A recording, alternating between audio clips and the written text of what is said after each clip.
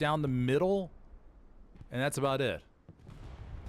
Come get some. Still around the corner. Luke's has parked itself right here. Taco, unfortunately, not able to get much there, and so it looks like this will be a clear Allied opening cap.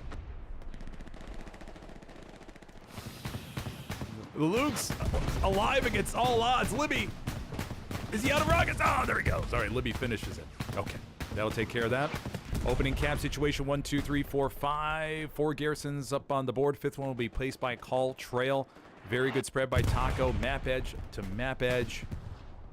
Everything looks okay for them here on Scar, as is, you know, as we all expected. I think, yeah, most everybody expected that. Now it's all about how the team adapts. Now the key part of this will be this northern control point. We'll go ahead and reset the scoreboard, and Legion will go up 3-2 with an hour and 23 minutes left to go. Where's Mahojo exactly? He's over to the left here, up here on the... Oh, there we go. So Mahojo, the lethal Greyhound, finding a nice safe spot and pumping those HE rounds into wood stacks. Libby going up against Nate UK. Nate UK wins the 1v1. Nate UK, Hans Puffeldick.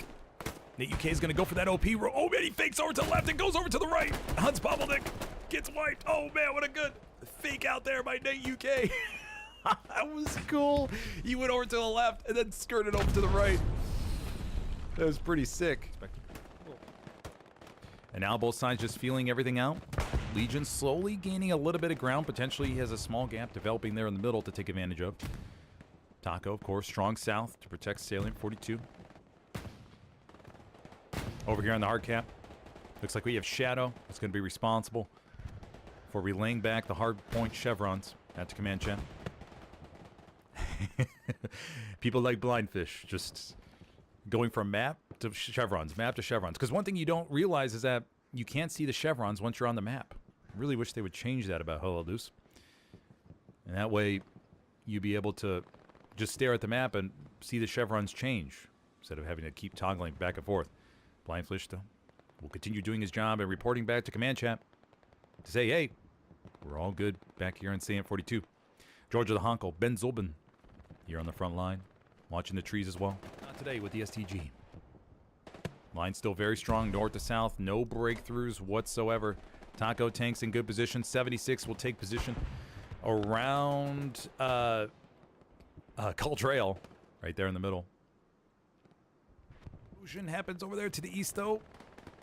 Did they nail it with the AT gun and maybe Briz combination? Yes, okay, so we have 1-to-1 on heavies being taken out.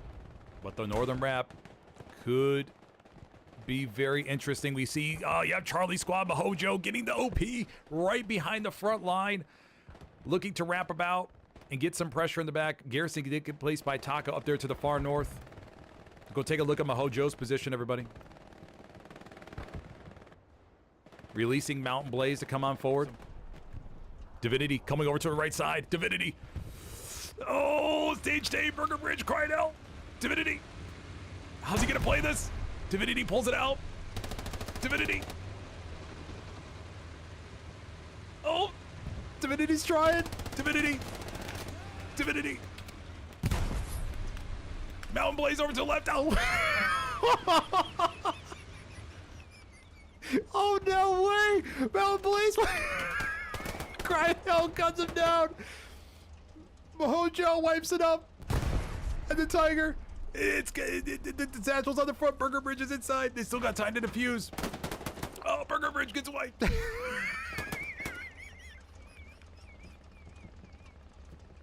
Renegade. And the Tiger will go ba doing right here in the back line. Kimbo Slice trying to come up to support, but it's going to be too late. Going to be able to take out Mahojo. Renegade possibly. Oh, and down she goes. Did it get the OP? It did get the OP. But the, can't tell the gun. Thompson, it's a Thompson. It's going to be able to put a satchel on it. Panzer IV has found a nice safe spot, though. Rockalicious, Locosito, or Apocalypse has a nice spot behind this ruined building.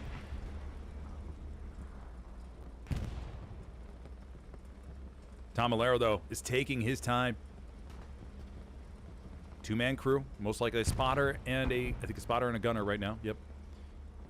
Tomalero coming on forward.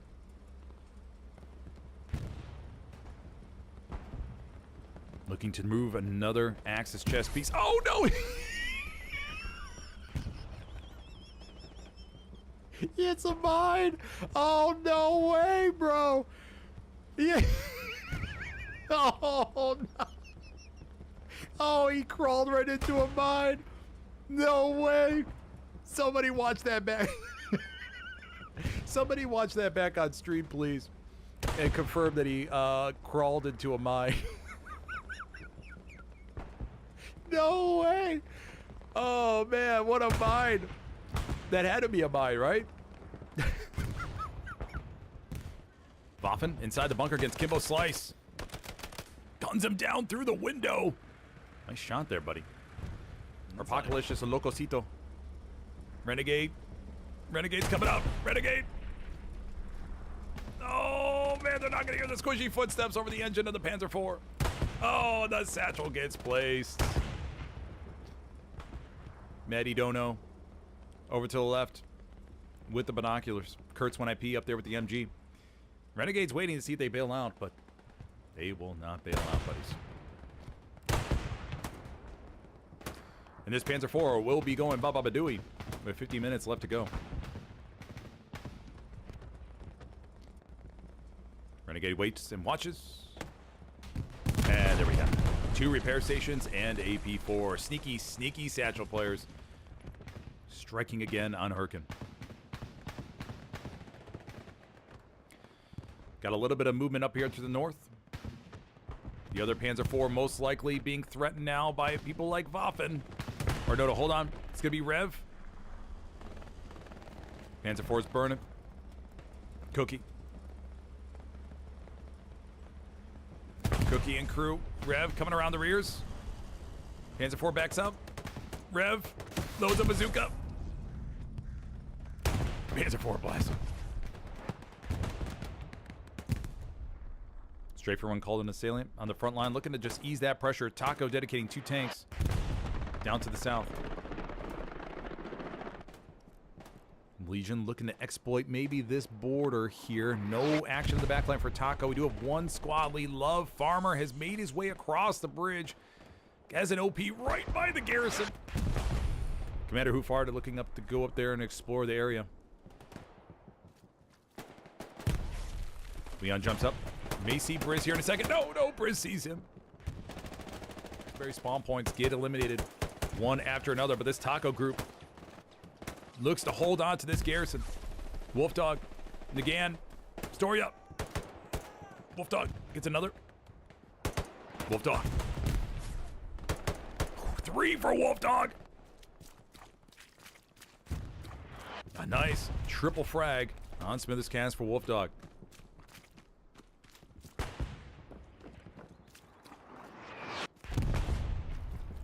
Wolfdog scans the distance.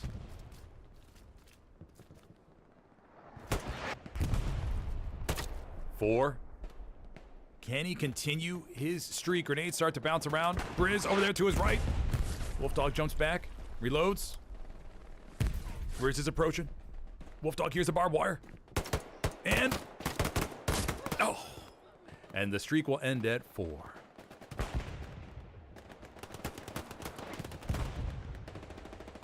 $37 minutes left to go. Taco still holding strong in the south. The north, Taco beginning to reinforce it. Pushing LGM back. Supply truck still in the rears from Fatal. Looks like Fatal did ping that garrison, so Taco should be able to push on in. Oh, the P-Strike nails it. Oh, right there in the meat of the heavy. Mojo Ryzen working his way down. No! Waffen heard the squishiness. Hurts. Oh, yeah, baby. Give me some of this MG. Oh, that is a...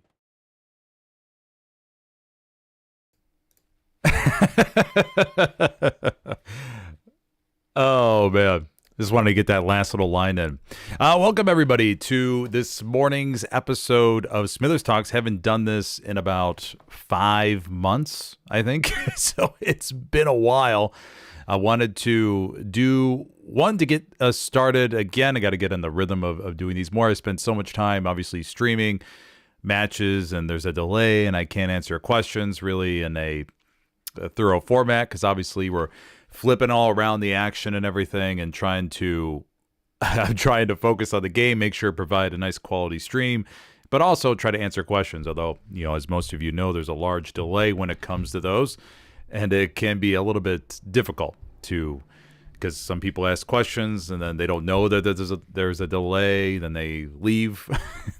But hopefully we could start these again and in a nice, consistent manner in order to get any questions we have on the board. But the first thing, I have the little Q&A spot up there. So if you have anything, just go and pop it up there. But if not, totally fine. Or you can type it in chat if you prefer it that way. Don't expect too busy of a morning, but we'll see what happens. But yes, for those of you who don't know me, I'm Smithers. I play for the competitive PC team Helios, who's on a little bit of a hiatus, just taking a break. A lot of us have played for 3-4 years in the competitive scene, so it's been a long time. And that's typical for a lot of competitive players. You play so much, and then you just kind of want to take a little break, and that's what we're all doing right now. Maybe we'll be back for Vietnam. We'll wait and see. But anyways, we'll start and talk about the latest update. And I got my little handy-dandy notes over here to my left side and just keep those open. Then I'll just bring over the chat so I don't have to worry about flip-flopping too much here. Hopefully this is okay. Hopefully that's okay. But yes, like I said, if you have anything, just go and talk. Just go and pop in the chat. But already, let's go and dive in. So the latest Helios update. We have update 19.1, I think it is, currently in the experimental branch. We have the Remagen refresh, which I think is kind of okay. I mean, it depends. I mean, there's kind of two sides of the coin when it comes to the Remagen refresh. You have the side of, I think from what I read in the comments of the latest update, you have the side that says, oh man, I really like the map where you just there's something unique where you have a funnel and you just have to fight through that funnel, one singular crossing point, which makes it kind of unique. Question: is Helios a U.S. team? Yeah, U.S. mostly U.S. team. There's some European members, Australian members, but I would say 80% of them are from the U.S. Yeah, we have the part of the fan base that is part of the fan base for Remagen that is mainly focused on saying, hey, we kind of like the part where we have a singular crossing point and it kind of makes it fun, fighting over that bridge over and over again, tanks, artillery, machine guns, all just focused on this single point. And then when you break free, it's like, oh my gosh, we broken onto the other side. But then there's the other side of the Remagen refresh that says, oh, well, this is good. It's going to be kind of like drill where we don't have to just focus on the bridge, but there's going to be multiple dynamic points to it where you can obviously cross via the pontoon bridges and everything. But of course, I don't think it's going to be that easy. I mean, still the pontoon bridges are going to be, or should be at least, have MG fire directed on them, artillery, that sort of thing. Is just going to disperse all the different focuses from each one of the sides, especially from the axis, given the elevation that they have on their side. That's where it's, I don't know, it should be relatively the same. I think it's just going to it's going to increase the chances, obviously, a little bit of people getting across. Although there was some fun in the nuance of the airhead plays that you always have to watch out for and be like, oh my gosh, they got an airhead across. And you had to set up your garrison network to be able to respond to those airheads appropriately. There are only a few competitive, there have been like a decent, I shouldn't say decent amount, but at least a little bit of a few competitive matches on Remagen. But for most of those, they just set up the garrison network and everything to handle the airhead. Then it was just a straight fight over the bridge. Sometimes you would see breakthroughs, but for the most part, they were pretty contained. It was fun, though, seeing like the Div 1 teams versus the lower Div teams when it came to Remagen. And seeing the lower div teams be sort of what's the word I'm looking for here? I mean, they would really maximize the MGs. There was a famous game where I think it was either GBI or Chimera against, I think it was ESPT on Remagen Bridge, and ESPT Div 1 and Chimera, I think it was Chimera or Remagen, I think it was GBI actually. Yeah, GBI. But GBI lower div team, and GBI really maximized the machine guns and everything for machine guns and backline tanks, sneaky spots, and just kept pumping firepower across the bridge so the Axis could not get across. It was one of those points. It was before the midpoint was selected, I think. Yeah, if I remember correctly. And then so GBI took the gamble of throwing their, or whatever midpoint it was going to be. It could have been on the Axis side, could have been on the Ally side. It fell on the Ally side, and they ended up holding for 90 minutes. But man, that was a brutal match to watch. I'll have to post that later today. I forgot who streamed it. I think it was maybe. I don't remember who streamed it, but it was a really good match to watch. GBI versus ESPT and Remagen. Very good match. It was very interesting to see the just maximizing of machine guns on the Ally side to help hold down the lane. Anyways, we'll keep going, though. So the Remagen refresh, adding more bridges, more crossing points. Just going to have to see how it could be. It could be played in comp. I mean, I'm not going to Remagen be used in comp. Yeah, it could be. I mean, it could be. Remagen's always one of those ones where the teams just say, you know what, screw it, let's try and give it a shot. It's sort of like, let's just try to have some fun with this versus SMDM, SME, especially if it's a match that doesn't really count. The problem is that a lot of players, I think it's a minority that want to play Remagen, and then the majority have to suffer, or the majority don't sign up, and one of the teams has to forfeit because the attacking team always, or one of the teams, especially the Allies, I think ends up eating the most arty shells. Yeah, it's fun to cast. Not gonna lie, it's cool to get the cast, but it's brutal to play as infantry. I think the Axis probably have the most fun with the tanking up on top of the cliff and building Belgian gates for the defenses and everything. Yeah. All right, let's move on here to the other parts. Artillery gameplay changes. So just in case you haven't read this already, we'll just read this through real quick. Oh, let me go and bring that up again. Okay. We have the artillery guns will now slowly generate ammunition when positioned near munition nodes. Now for competitive, this creates, I don't know, for some leagues you can choose to destroy nodes. In some leagues they're protected. That kind of makes it a little bit awkward because you'll have the artillery player at middle HQ firing. That's unkillable for the most part. And I would say all leagues, I'm pretty sure the artillery players, you can't take the artillery player down. Yeah, I think all leagues have now standardized that. But it kind of makes it funny if the nodes are able to be dismantled and the artillery players firing their artillery, and then the nodes are being dismantled right next to them and they can't do anything about it. So they kind of just have to watch them go down. I'm pretty sure all leagues, though, will implement a rule where the nodes can't be built on artillery, and that artillery must be built in the middle HQ. I'm assuming that's going to be standardized through all leagues. I think that'll be a rule that'll be put in over the next week or so for everybody. Then we have, so this will just be a little bit interesting to see how, in case some leagues decide to mix it up, and I know there's some leagues in the works right now that are doing no rules. They say, let's just let anything happen. And that's where the artillery shifts. So we have, where is it? Dismantled, that's fine. Static artillery placement updated, improved positioning, usability. The operator role could build an artillery gun anywhere in the first two sectors of the team's side of the map. So I was asked this question yesterday on stream. And with that changing, what that means essentially, the biggest impact I think that'll have is that right now, if you visualize in your head for a moment, if you take a second and visualize SME from the Allies' artillery perspective, the Allied artillery is wide out in the open. And it's anybody, I remember playing in the days where the artillery, you had three guns, you could man all three guns, and recon was notorious. It was every competitive game. I played artillery for the competitive role for a majority of my beginning. And the classic battle of recon has to go after artillery, and they would have to go back there and just duel it out back and forth. Artillery versus recon, recon versus artillery. And it was, yeah. And then sometimes you would have like a defensive infantry unit that was dedicated to artillery defense.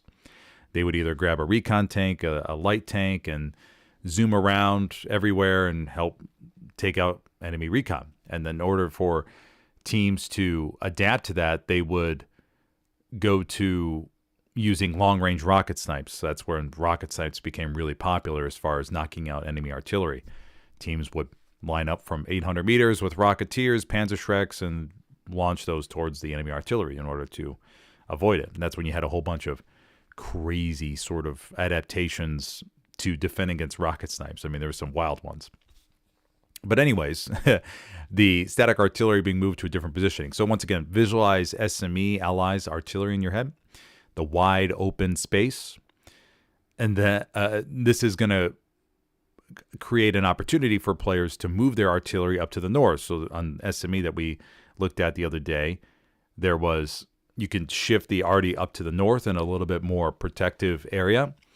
And suddenly you have a nice little enclosure. You have some hedgerows. You have the maybe a building over to the right. And now you can actually build like some defenses to help protect artillery a little bit better. So instead of being wide out in the open where snipers can get to you and rocket snipes are much easier to get to you, now suddenly it's not. I think that's going to be the only real main thing. And obviously when it comes to the ability to hit the last point a little bit easier, that's going to be, especially in something like offensive mode where you can, I don't know if it'll be built in time, but let's say if I think I will host another competitive offensive mode in the future. But if you're able to build the artillery up a little bit farther, and take maps like Stalingrad or something, or Utah, where you could build that arty gun up more, it'll give you a good opportunity to hold that first point a little bit better. Now, granted, you got to rush up there and make sure you have like a little bit of chance and give time for arty to build it, but it could make some interesting competitive offensive mode situations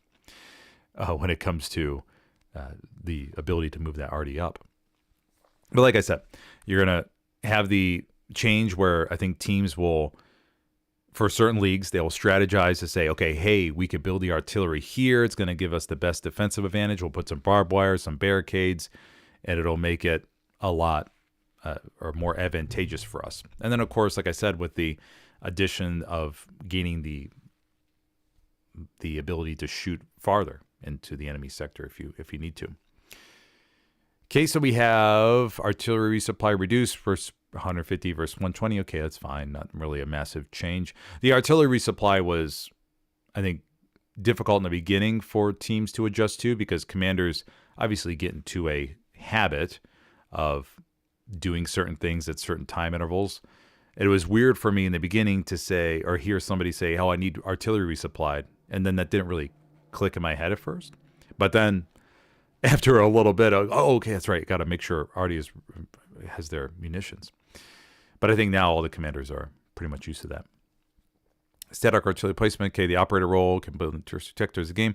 If not, it cannot shoot through walls. That's another thing I realize that's going to be. You won't be able to. It'll limit the places where you could build it, and as far as the enclosures, like I mentioned before, so the artillery won't be able to be built in that. I know there's some first two sectors of maps where the artillery or there are certain like courtyards, if you will, and so artillery won't be able to be built in those, and it would make it sort of OP in a way, unless you could place like satchels on the walls and stuff like that.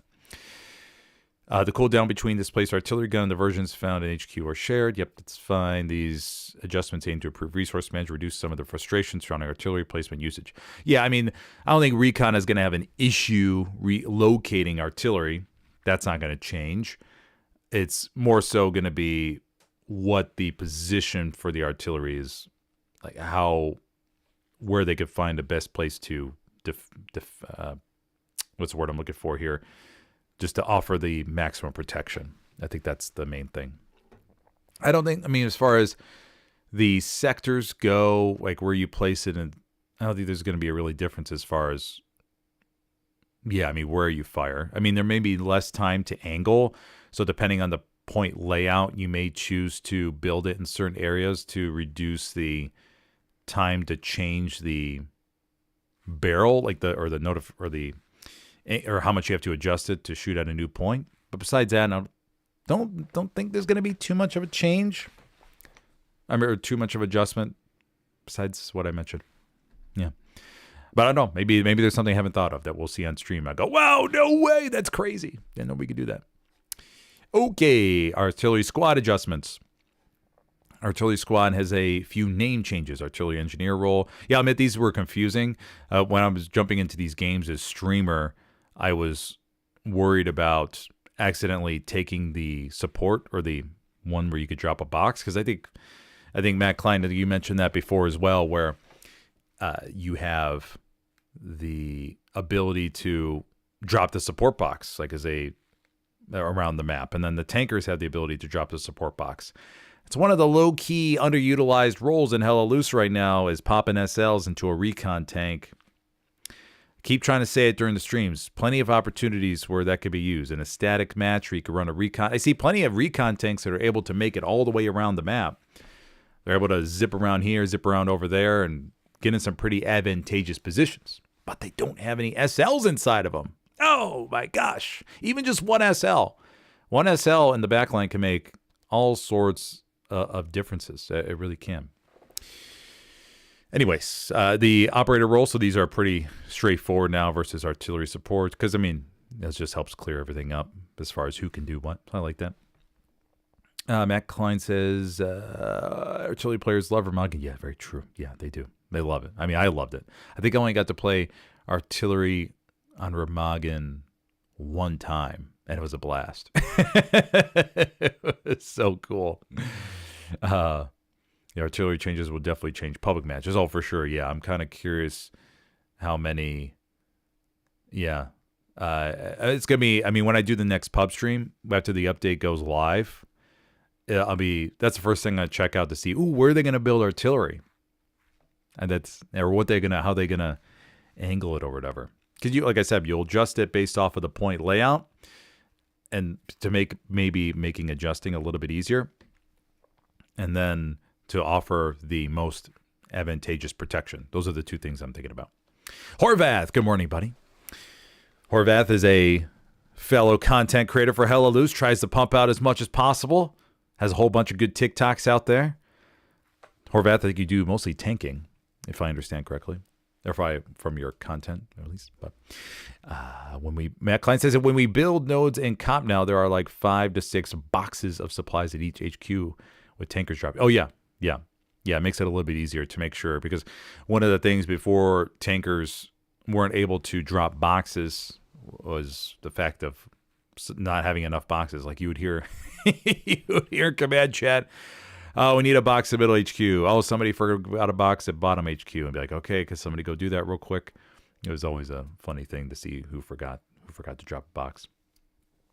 But Matt Klein here, for those of you who don't know, was a former just casual member, just doing his thing, but then got a little bit addicted to the competitive scene, watching what's going on, and then decided to join a console team, 27th, and now he's having a grand old time, and he is enjoying every moment of it, loving competitive Helios. He looks forward to every single match. So a good example there, and of a casual member turned competitive. Yes. Okay, let's continue going through the update. So the renaming, great, love that, more straightforward. And then this part I saw. Yeah, so this part. The artillery squad now receives credit for kills performed by artillery weapons. The kill sharing applies to all members of the artillery squad. And this only works with the static artillery gun and the primary gun of the SPA. Infantry weapons and MGs of the SPAs don't count for this. So for that, it's really, I think that's really nice, because one of the things previously with artillery squads was that, the loader got credit as long as you're on the gun, but I could see with the artillery observer role, the artillery observer is doing all the work out there, trying to get targets and everything, doesn't get any of the credit. But now that's shared, so that's really nice. It's like, hey, okay, cool. Now the work that you put in on the front line, you get credit for that. That's really nice. Real Winston Churchill, one of my biggest financial supporters, gives me tons and tons of cash. Thank you, Winston, for the 5, buddy. Hey, do you think we'll get better melee physics in HL Vietnam? Maybe bayonets and optional knife as well. Oh yeah, I think for sure. Because I've been reading a whole bunch about Vietnam, watching the documentaries, and trying to just study up on it. I think bayonets I think that'll definitely be an addition. Pretty sure. Now I don't know the technical I don't know the technical terms yet. I haven't researched too much about it, I haven't spent time where it's really stuck to my brain a whole bunch. But I do think bayonets are going to be definitely a thing. I mean, it's the same thing when it comes to if HLO Pacific. My theory right now is that Helios Pacific will be launched after Vietnam. They're going to get used to the Vietnam will be used as the financial sort of supporter for Helios Pacific. I think they needed some type of big change like Vietnam, or big title change like Vietnam, to make a nice financial supporting mechanism in order to go for the Pacific and other future projects. That's my hunch. I'm guessing, that's just my hunch. Let's see here. Comp really has been a blast. I highly recommend all casual players to try it. Yes, so Matt Klein backs up my statement and didn't say, oh no, I hate it. Yes, if you're interested in a competitive Helios, remember I do have my Discord where you can join. You can see it in the video description or my profile page if you're interested. I think we're at 1,050 members or something like that right now. So it was in 2 months. I don't think that's too shabby, or less than 2 months maybe. I think it's been a month and a half, maybe 2 months. Not too sure. Something like that. But been a fantastic success. I think there's probably 250 plus players that have found competitive Helios teams, I think. I mean, I've got tons of DMs about it. It's been a really good success. And shout out to the recruiters that have done a really good job of responding to all the requests inside. That has been fantastic. A lot of really quick responses for people being able to get on teams. Yeah, that's been super solid. Matt Klein says the biggest adjustment for me in joining comp has been learning how to jump to different outposts. In public matches, I had only just stayed in one squad the whole match, but in comp, you have to jump squads. Yes. That's why you see when I stream matches, you'll notice how, I always have to go to a certain squad. Now, some teams allow me to create a squad if that is in their game plan, because some teams are like, fine, you can totally create a squad and see the command marks, all that kind of stuff, because we want to see that on the streams as far as where we have marks down at certain times, because when you join certain squads, you don't get to see marks. You get to see some, like the commanders and stuff, and maybe the squad. But for the most part, you don't have that sort of view. At the beginning of the game, teams will decide via their roster, hey, do we have a game plan where we want to maximize every single squad, so you can have 20 squad leads and to place all those different outposts around the map. Actually, I mean, my knowledge isn't the greatest because we have SPA, we have artillery now, the artillery observer squads, that kind of thing. So I think it's still 20. I don't think that's changed, but we have the different split outs now. What was I gonna say? But yeah, so the swapping to OPs is very, very big. I mean, you got to be able to adjust. You got to say, hey, Roger squad needs this, or Baker needs supplies. We need AT on tear. It's constant. You gotta respond. And I would make, if you watch any of my commander VODs, my commander POVs, you'll see how in those I constantly make. Not constantly, but I would say maybe 5 or 6 times a game make call-outs for the full team to say, hey, we need this on Baker, we need this on Charlie, and we use TeamSpeak to help make those all-team calls, so I could talk to the entire team at one time.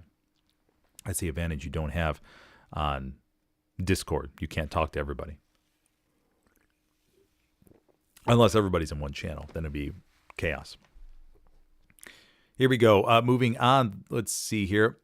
The first loadout. Yeah, this is just minor stuff. I think AP mine, default bolt action. Rebalance of the flare gun, which operates universal. Now, I haven't figured out what the cooldown is on the flare gun. I haven't. Does anybody know what the cooldown is? They don't mention it here, which I'm kind of surprised.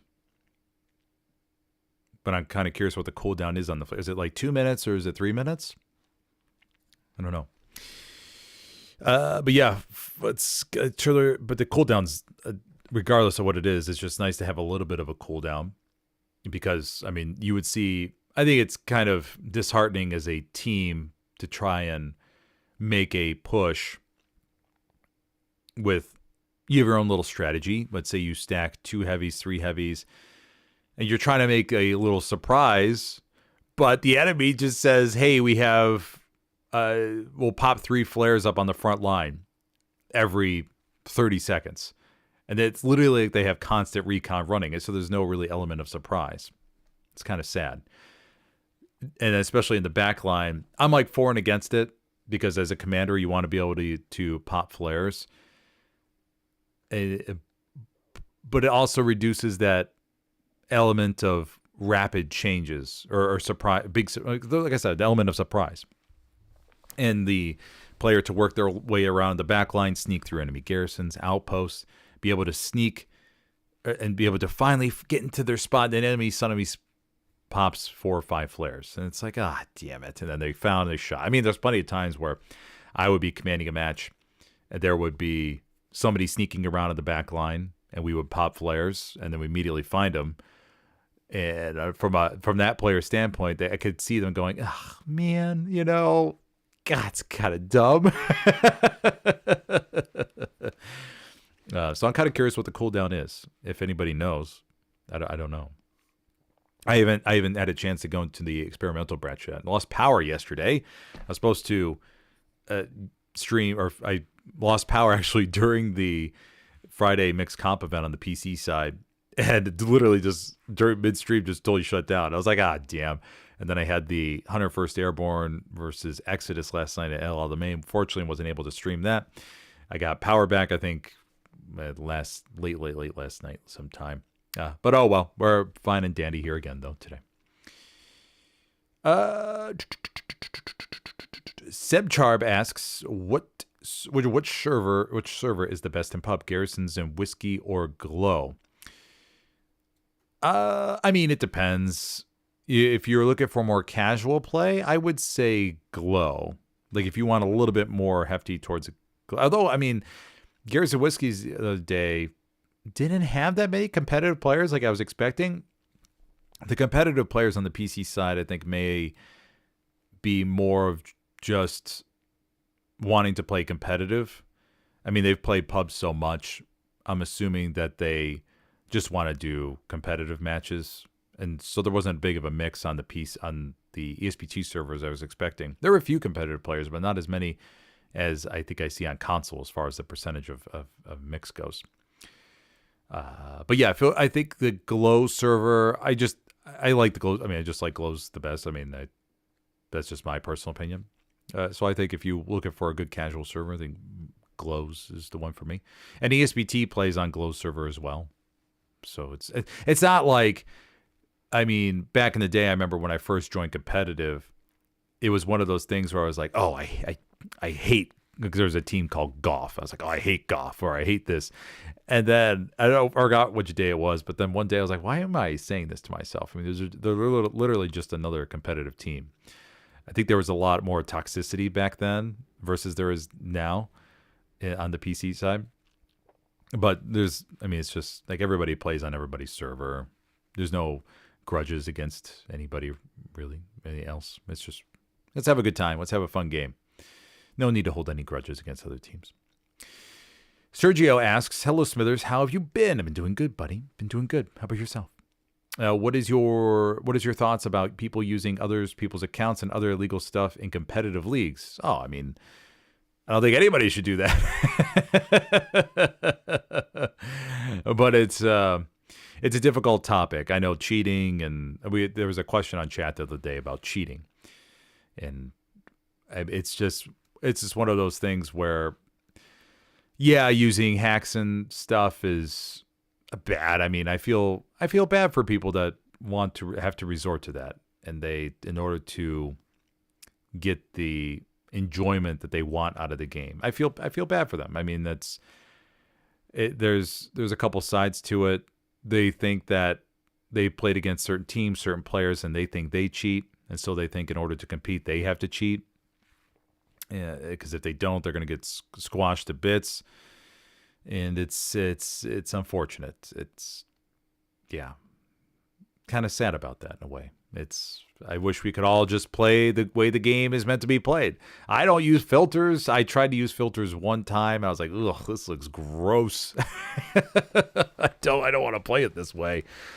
And I never played with any modifications. Now, when it comes to modifications, there was somebody mentioned on chat the other day, or on stream, it's a sort of a pseudo pay-to-play philosophy where you can pay for, let's say, a 5090, a top-tier monitor with 320 hertz refresh rate.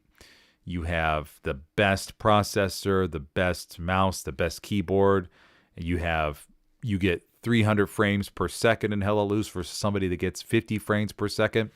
You can buy a 55-inch, 60-inch monitor and play with your eyes a couple inches away from the screen. Or, I mean, I just play on I think this is a 27-inch monitor, and I'm totally fine with this. This is totally fine for me.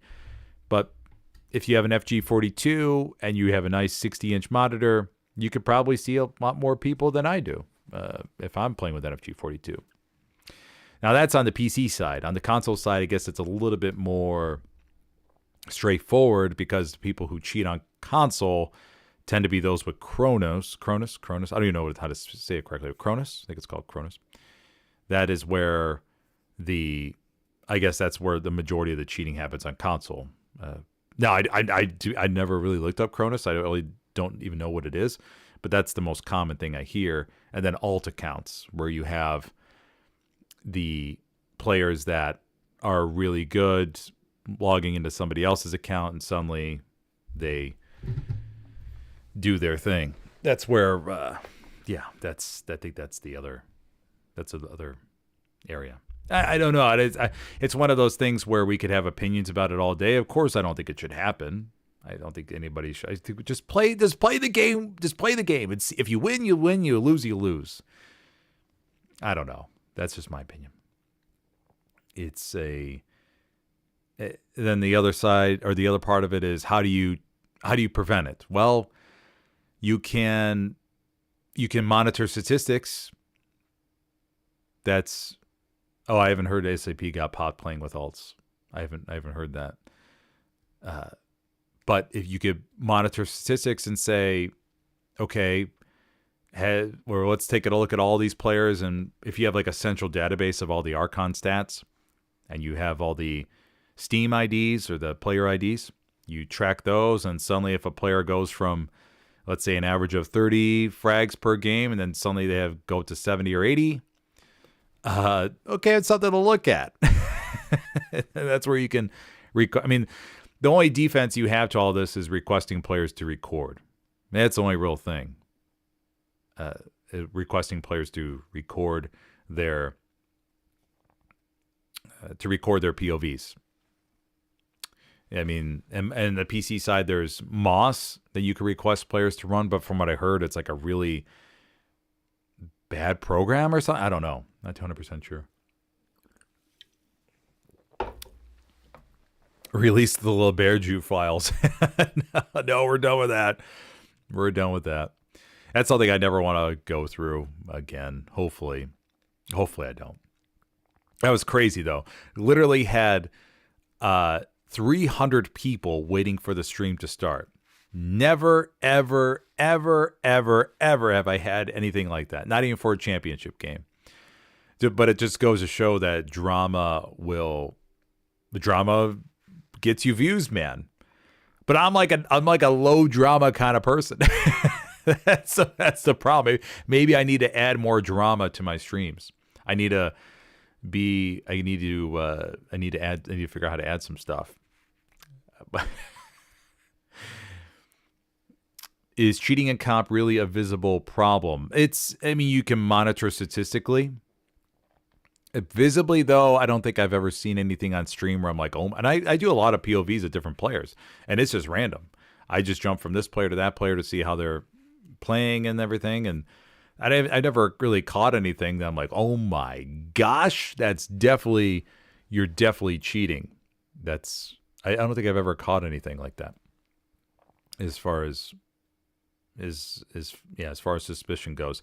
Now, you do get pings for servers. Now, people get pings on their servers all the time. Say, admin, I think this player's cheating. The admin will jump into a game and they'll start to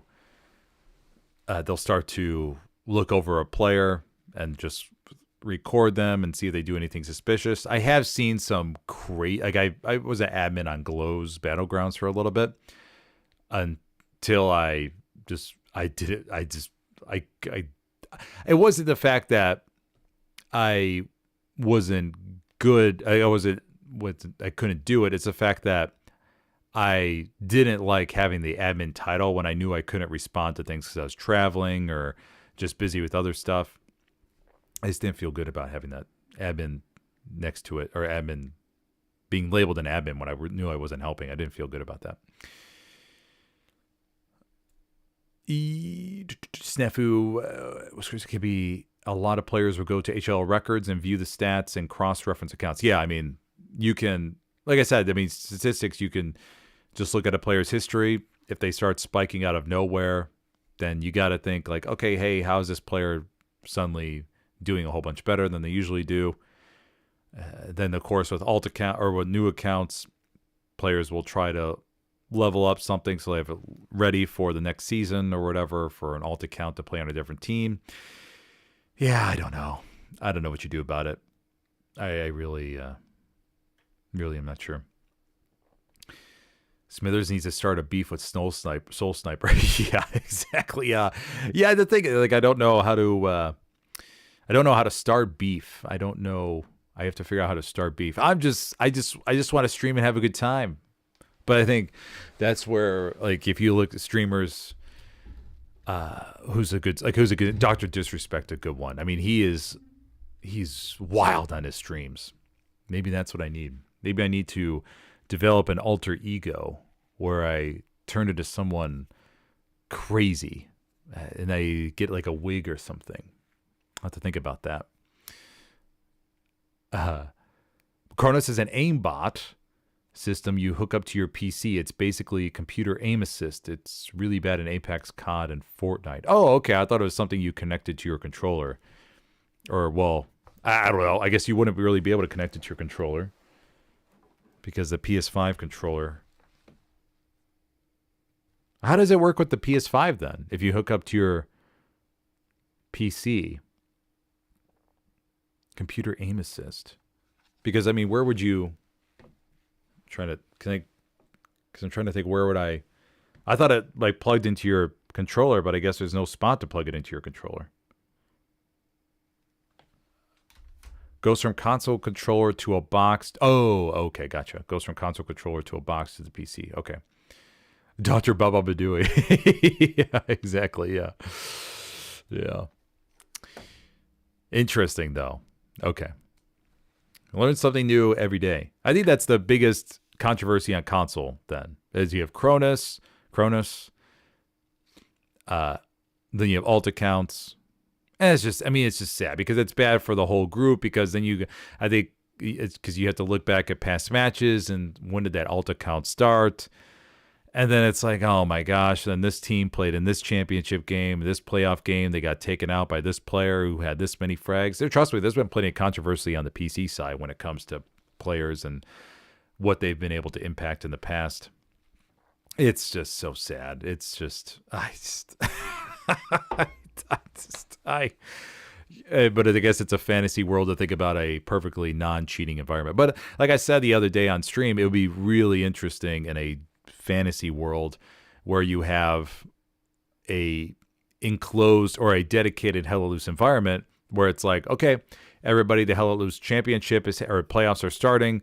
That means everybody needs to go to this area or this location all 49 PCs are set up for you, and you go there, and that is like everybody logs on, same PC, same equipment, everything's exactly the same, and you duke it out. It would be really funny to see if like certain players' stats tank completely or go way up.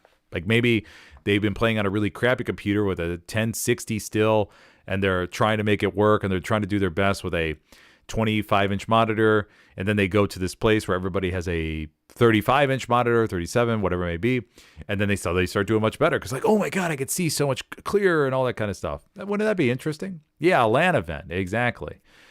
A LAN event would be very hella loose LAN event. I would be so interested to see, because we all know the top players from all the teams, and just to do a quick before and after to see how they play. That'd be super interesting. Okay, I think I answered all the questions. But yeah, cheating, obviously, it sucks. I mean, I hate it. I hate to hear about it. It really, I mean, even when I was doing the I didn't like doing the call with LeBerge. It just made me feel sick inside. Like, oh god, I wish this wasn't a thing, because the 101st Airborne versus R22R game was really good, and I just hate that these things that came out afterwards, and we had to have this call about it, and everybody in chat was just obviously on fire, and that was the best. Like, if I would have kept that stream going for like another 2 hours, it probably would have been the most viewed stream of all time, any video I ever had on my channel. But I didn't feel good inside. That's why I made it a private stream and just totally delisted it. Just didn't make me feel good. Anyways, we'll move on. But if you have any questions, feel free to keep popping up. Let's go see how the poll's doing. What category of HL do you fall in? 48%. Veteran. Casual player, 35%. Okay, wow, it's 35%. Not interested in comp, I just want to play. Brand new to HLL, 2%. Welcome to the new world. And then casual player interested in comp, 15%. Well, if you're interested, remember there's the SmithersCast Discord where you can always check that out and see what's going on if you would like. But let's keep going. Adjustments to Observer loadout, weapon change for improved faction authenticity. Yeah, I think we had talked about this, so just not, it's whatever. Very minor changes. And then if anybody knows the cooldown to the flare gun, let me know. I don't know what it was. Or I haven't had a chance to look at it. I think literally the experimental branch went live yesterday and I lost power, so I haven't had a chance to load it up yet. Artillery's operator buildable options were reduced to streamline the role. They can no longer build barbed wire. It's okay. That's minor stuff. These changes aim to improve coordination between artillery crews and the wider team. We have self-propelled artillery changes. Okay, yeah, this was the other thing. We used to do LAN parties where we brought our own boxes, but the LAN owners set up the connection. Oh, yeah. I mean, LAN parties back. I remember I had some side story time, but in high school, so this was 2007, 2008. I had a computer programming class, and the teacher was so cool. The teacher was probably the coolest teacher I've ever had, ever. And this teacher there was about 20, 25 of us in the class, and we had rows of desks, like just one straight row of desks, and then, 3 straight rows of desks. So I think it was 3. And within these rows of desks, you had, you had your computer setups and all that kind of stuff. And he would, if we got done with our work on time and we did everything we needed to, we got this percentage on a test or something like that, we would be able to play. We would play a game. We would be able to play a game. So we would play a LAN inside the computer class, and it would be Team Fortress 2. We would play either Team Fortress 2, the original Call of Duty, because remember, these are computer, like school laptops. And this is before like all the controls with like what you can install and monitor. I mean, this is way before any of that stuff. And and keep in mind, these laptops are, what am I trying to say here? These laptops are super low on the hardware side. We could barely run anything, but we could run the original Call of Duty, very first Call of Duty, Team Fortress 2, Age of Empires, and we would install those, and we would play like these matches inside the class. It was so cool. And like I said, if we got done with our work, we did well on a test or whatever it may be for like a class average, then we were allowed to play. And it was a really cool reward system. And our class like did fantastic. And because we learned, we studied, and it was great. It was a good time. But yeah, playing Team Fortress 2, playing the original Call of Duty inside a LAN for the class was the coolest thing. It was so, I can't tell you how cool it felt to play that. It was just so much fun. But yes, LAN would be, for Hella Loose, would be super cool. Flares yesterday was 2 minutes fire to fire. Okay, gotcha. So 2 minutes, that's good. I like 2 minutes. Okay, 2 minutes. Actually, would prefer 5 minutes, to be honest, but I don't know. 5 minutes per flare. That would mean you have 2 recons that could cycle between that. That'd be interesting. But yeah, 2 minutes is okay. That's at least a start. We'll have to see I'm curious how this can impact the scene. Gradual Decay says, never played. Okay, Budgie, gotcha. Not played in a while, but normally play DayZ. Okay, gotcha. Well, it's good to have people that don't play that want to at least tune into the matches and get some entertainment out of watching them. So that's good to see. Got to give these a go, though, when I play. It looks great. Yeah. To me, I have so much fun casting it. I really do. Okay, let's go ahead and talk about SPA. So SPA vehicles can now move and fire while traveling at first gear speeds or slower. They will not be able to fire while moving faster than this. Yeah, so the SPA changes and then can now travel more directly towards the target. And then we have this. I got to set this up better for next time. Players can still evaluate the barrel beyond calculated range to compensate for terrain. The barrel bounce adjustments. Yes, operational range limit has been removed. Yeah, this is the part where I'm super curious because right now in competitive matches, you see SPA stay behind. They go to the maximum range, and they stay. They're essentially unprotected. I mean, we see them constantly get satcheled. Recon tanks go up behind them, light tanks, all that kind of stuff, and they take them out over and over again. SPA is usually just left to itself, left to its own demise. But now I'm expecting to see SPA roll up and stay nestled in between all the OPs and everything, and just blasting enemy point after point. I mean, it could be really OP. I feel like this could be one of those things where it could be dialed back. It sounds good, but the SPA, once it gets in a close range, man, I've seen some brutal wipes on stream as far as like garrisons and outpost locations. Brutal, just infantry destruction.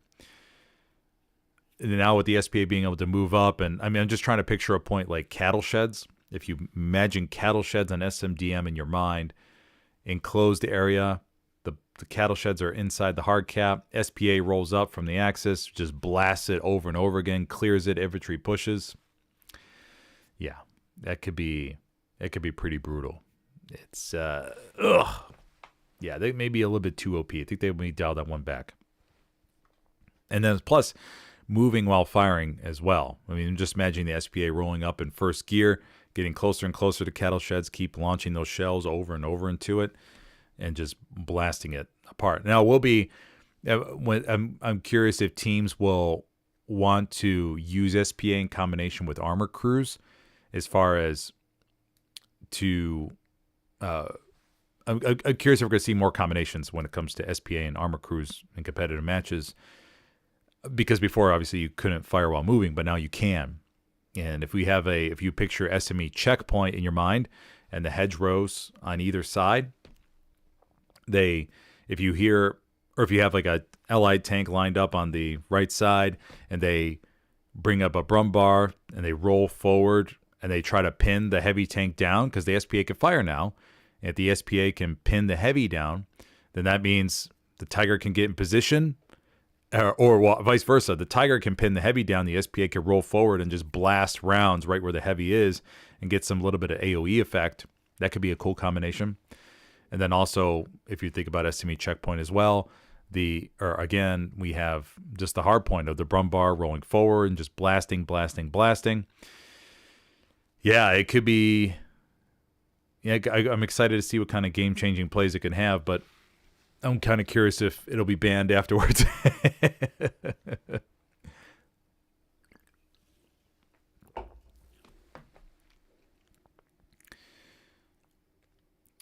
Sergio says, how to avoid burnout and preparing roster strategy logistics nodes for every single competitive match.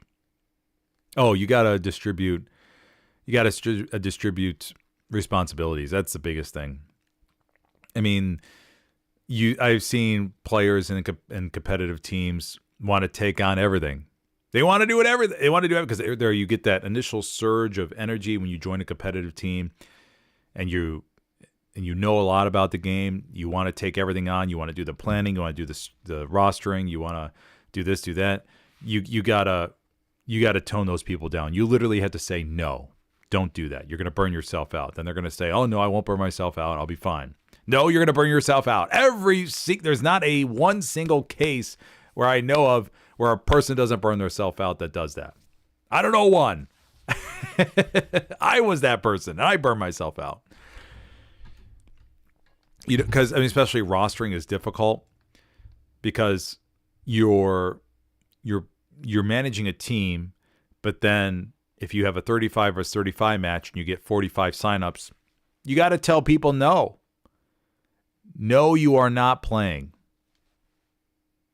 Doesn't that suck? That sucks, man. Now, especially when a team first is starting off and you have a whole bunch of new players on that team, it's tough because these new players go, oh man, I really wanted to play. I haven't played in 3 weeks. The politics of it get brutal. Trust me, I've managed tons of direct or DMs about this. It's brutal. It really is. For more mature teams that have been through the rigmarole, much easier to manage because the players are used to not being like, okay, I get it, I'm not rostered. Because at the end of the day, the team has to do what's best for the team, or the management has to do what's best for the team when it comes to the upcoming game. You should focus on rostering the best people, not your friends. If your friends suck, the team loses, and then it's going to be a big morale hit. That's just the that's just how it goes, man. If you have the mentality on your team where you're totally okay with losing, which rarely teams are, and you just want to roster friends and have a good time. I know a few teams like that. Trust me, I do know a few teams that are just a bunch of friends. They don't care if they win or lose. They just want to have a good time. They make memes out of the game. They crack jokes about it, like how bad they played. I do know a few teams like that, and that's really good to see. I love those teams because the memes they send me are fantastic. Tank plays were gone terribly, and those are great. If you can have a sense of humor about how bad you are, then your team is literally going to live forever. That's usually the number one cause of teams, or actually, it's a combination of things. If the team wins a whole bunch, then the person or one or two people that are taking on the brunt of the large majority of the work, they don't mind doing it all because they're winning. However, if they start losing and they're doing all this work, then they quit, and then there's nobody else to take it over. It takes a long time to transition the other work. But you have to distribute the work. That's the number one thing. You have to find other people that at least want to take on one thing. If you can't find those people, then the team is going to collapse. It's more of a team effort. It's a team effort for rostering, for strat planning. You have to find those people. If you don't find those people, then it's not going to work out. The team is going to fall apart. Guaranteed. I've seen it happen time and time again. Yeah, But yeah, you have to find, like I said, disperse the work.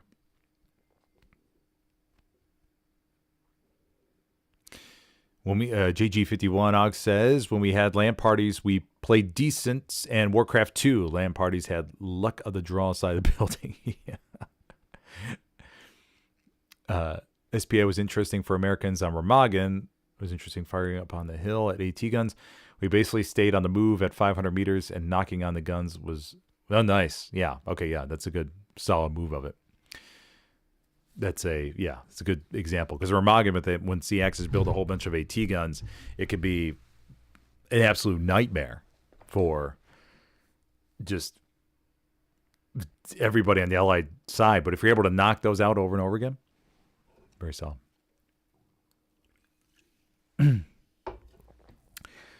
A Floppy Dingus says, definitely going to use SPA for advanced infantry movements. Will it have napalm?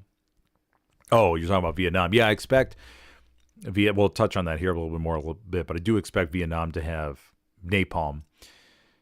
It's going to be the graphical piece of it. Super curious how that's going to work out.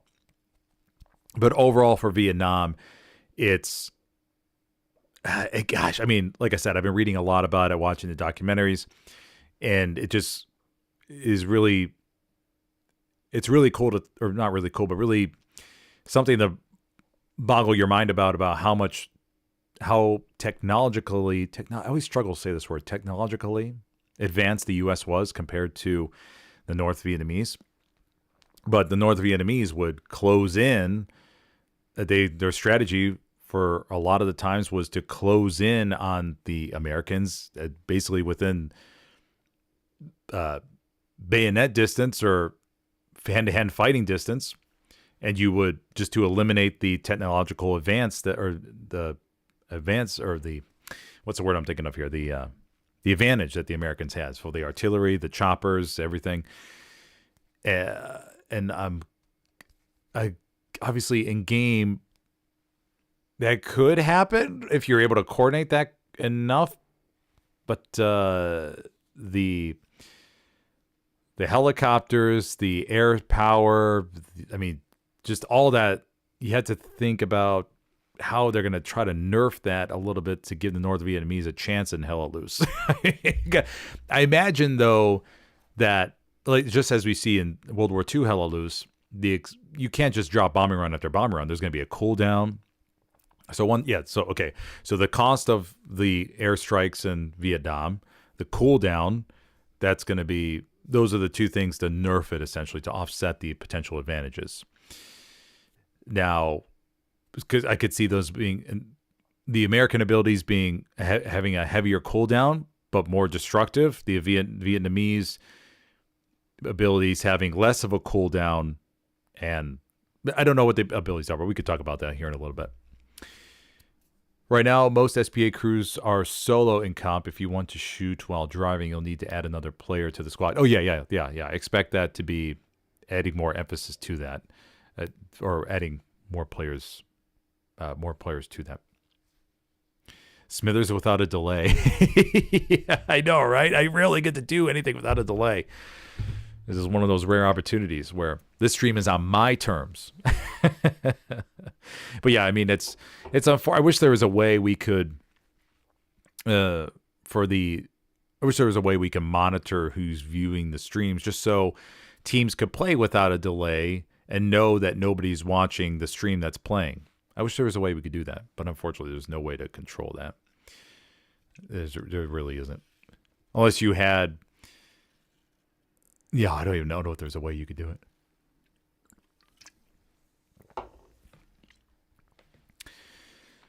Fox2245 says, what are your thoughts on the state of the console game? Visual issues and back-end server problems. Have you seen a knock on the competitive level quality of stream or business as usual or business as normal? The console game seems fine. I noticed there's a lot more maps with frame rate issues.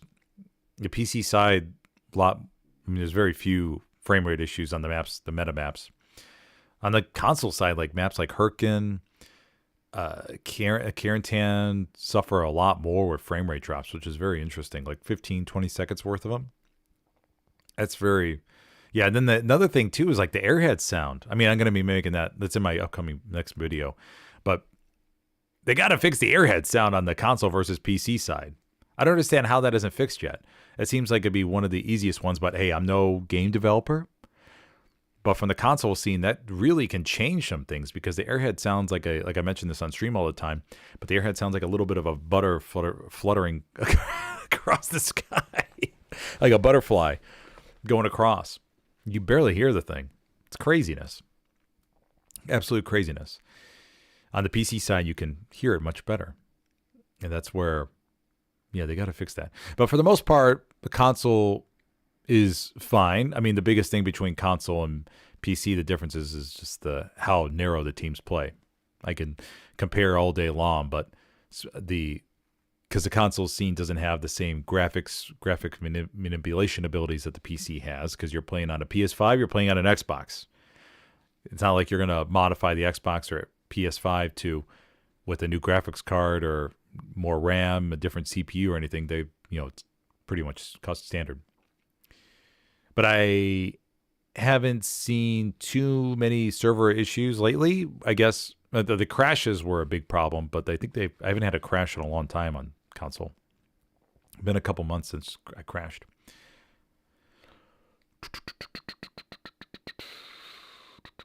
Horvat says, I haven't played Remagen in so long. Hope it gets into rotation more after the refresh. Yeah, I haven't played Remagen either in a long time. I got to do a stream where I play pub matches when it comes to when I command or squad lead on a pub match. I got to do like a pub match stream where I play, not just stream. Pale Blue asks, is there a table to look at or something to understand the comp ranking system? For example, highest and lowest tier, or when promotions, demotions happen. Yeah, there was. I'm not too sure if it's maintained. I think right now it's mainly with each league and just putting in divisions. TPL, and I think TPL is probably the most reference when it comes to divisions. There was the Hella Loose rankings, the ELO rank. I don't know if those are still being updated though, as far as overall team ranks, because those are where you would submit your matches and your ranking would be filed. I don't know if that's being updated though. The Helo rankings, that's what I'm thinking of. Let me see if that's being updated. Let me look on my Helo rankings. Let's see if it's being updated. Oh, maybe it is being updated. People are posting matches. Seasonal. But I don't see console on here. Hello's tournaments. Okay, yeah. So this is what I'm talking about. You have this ranking system here. Helios is number 4. Yeah! ESPT is number 1. Greyhounds, WTH. So these 3 teams, or 4 or 5 teams, have been going back and forth over the past couple years as far as the top. Omen, though, is up and coming. Omen is a PC team. So you can go to helosystem.de and you could check out this right here. This is only for the PC side. I don't know if the console scene, active team 69, nice. I don't know if the console scene has this, though. I don't know if they do, because I don't see any console tournaments up here. I don't know what Mondays is. Must be I don't know what that is. Mondays. Mondays, okay. That makes sense. But yeah, ESPT number 1, Greyhounds, WTH. I think on console you have TPL, which is I think the divisions worked out in TPL really well. I don't think there was anything that was like, oh my God, why is this team in that division? I don't think there's anything like that. And then there's Summit, which gives you, I think Summit is the console version of Seasonal. Seasonal is where all the PC teams can play against each other, no divisions. Yeah. But you could check out Helo to look out, or at least on the PC side. I like that the airhead sound is softer. It makes it so that the airhead is more stealthy. It makes it so players really have to pay attention to the sky. Oh, yeah, I know. Yeah, that's true. And it also creates some surprises. A lot more surprises on the console scene versus the PC side. On the PC side, you don't see airheads really work out that well. That's why on the PC side, you see most airheads go to what was I going to say? I'll use on the offensive, or we'll use in conjunction with the big offense.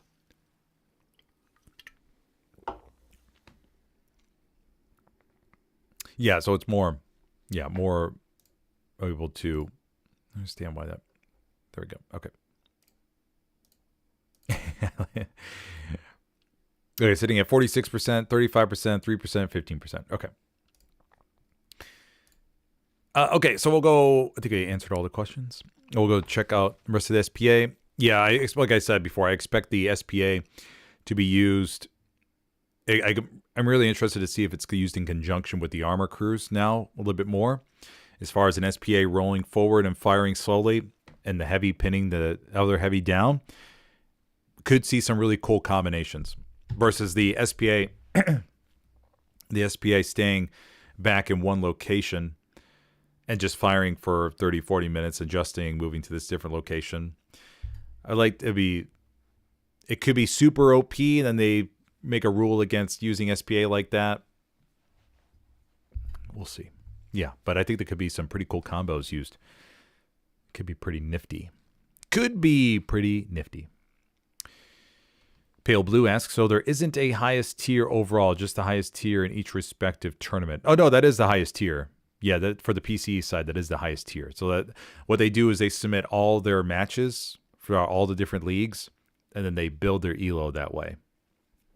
You can click on different leagues to, at least I'm pretty sure that's correct. But you submit all your matches to what you won, what you lost, whether it was a scrim, whether it was a official seasonal match, because there's different weights people give to different tournaments. If it's, for example, the off-season competitive league right now, you really can't judge the teams how they're doing because there are a lot of players from higher tier teams playing on off-season competitive league teams because they just want to play, and their team isn't playing an off-season competitive league. You got a real mix of them. But that's where teams sort of suffer in the fact that you're playing sort of with an inflated roster, and it's not your true roster. And by the time the other tournaments come around, your team loses because you're playing with a inflated roster. Yeah, so it can make it difficult. Okay, so we'll go through the SPA, but yeah, that's what I expect out of this. Well, I'm going to be paying attention when this goes, because right now it's not live; it's in the experimental batch. But looking forward to seeing how this works here. Okay, next topic. We'll move on to. Well, I mean, we've already talked about Vietnam a whole bunch. Just making sure here. Take a look.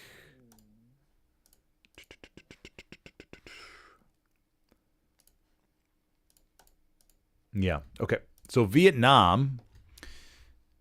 Now, there hasn't been a lot of news about Vietnam. It's been pretty dead in a way.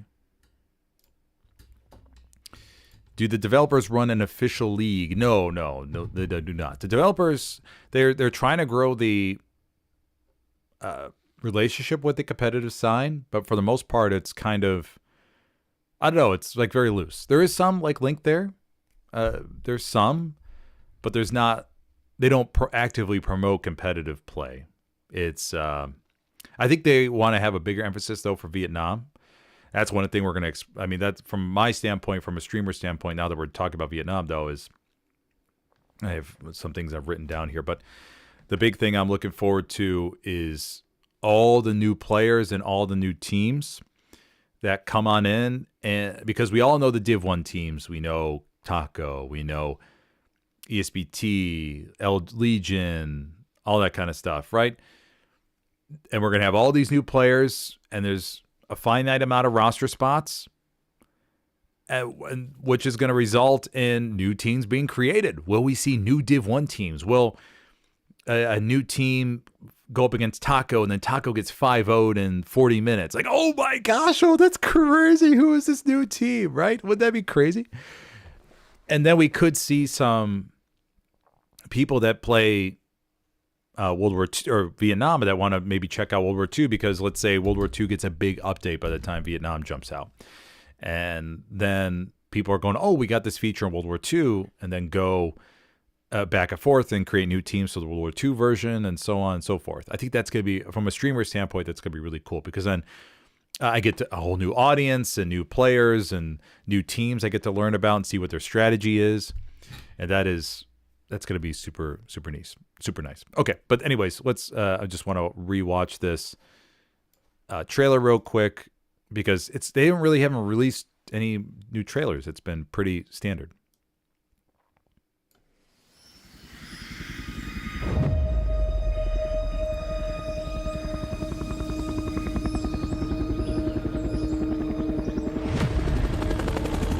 But yeah, we have the vegetation here. That's going to be, oh yeah, Horvath says, comp is the only reason HLO is still alive. I think a lot of players have played public matches that jump into comp and go, oh my gosh, I had no idea this existed. This is so much fun. We could do this, we could do that. I think that's what makes it really nice. And then those comp players go back into pub matches and they help boost all that up and everything. And just to keep that, I mean, it was a comp scene is huge. I mean, hella loose comparatively. I think like I said, said the other day, my latest estimate is 8,000 to 10,000 players or something like that play competitive, right? And you have no idea what kind of network impact they have as far as helping other people want to play hella loose. I mean, I've had comments where it was like, I get tons of comments where people ask, hey, what is this game? Or thank you, I just bought hella loose and I'm enjoying it ever since watching your stream. And I get those comments. And I'm like, yes, all right, nice. That's really nice. Anyways, okay, back to the Vietnam trailer. If we have any sort of comparison to what Vietnam is going to be like, we have the map of Mortagne. Mortagne is extremely difficult to cast because of all the bushes, and there was just a PC match on Mortagne the last weekend. And it's just, you have these bushes, and it's hard to keep track of players and seeing what's going on. However, I was thinking about this. In Vietnam, you have these large or very tall trees, where in Mortagne, it's more dense. It's more dense as far as the view goes. But maybe with Vietnam, like we see here, the camera will be able to view or come down, and we'll be able to see like at treetop level with this openness down below, and to offer a little bit picture what's going on. And I'm having a little bit better opinion on it than I used to. Now, from the books I've been reading and documentaries I watch about Vietnam, there are definitely situations where the Marines report back, like to say, now there was a type of, now not to get too detailed here, but there was a type of strategy that the Marines were trying to incorporate in Vietnam that the Army didn't buy into, or Westy wanted to do his own thing. I mean, still learning about this, but if you know in chat better than I do,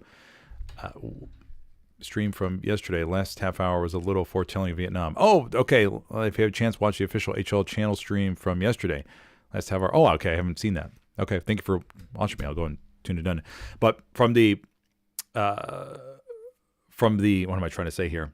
What was I talking about? Oh, yeah, where Marines would blend in, or they would work with the South Vietnamese army to defend certain villages and everything. It'd be like 20% Marines, 80% South Vietnamese. And that worked really well. And they would tell stories about how when they would go on patrols to certain areas, I mean, there were some really dense areas of forest or jungle, whatever you want to call it. And they would barely any sunlight would be able to get through. I don't think they'll be doing this in Vietnam. They may have some little small parts of it that on parts of the maps where on streamers, like, oh my gosh, like that's a part of, we don't want to go there.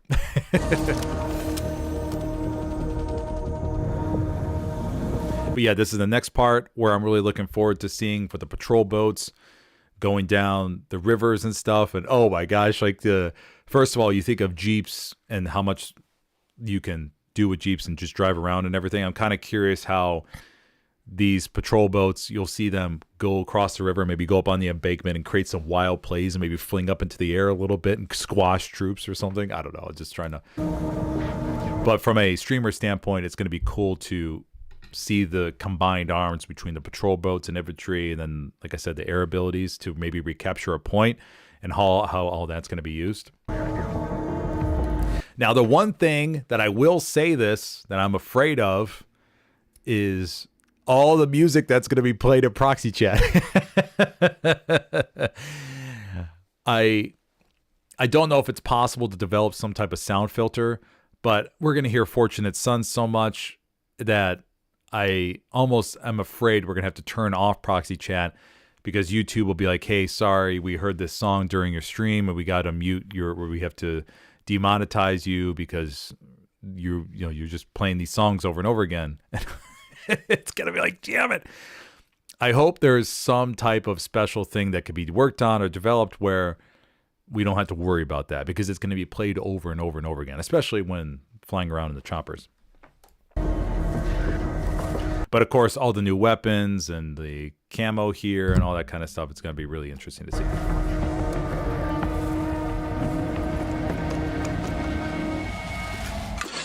And then the mortars.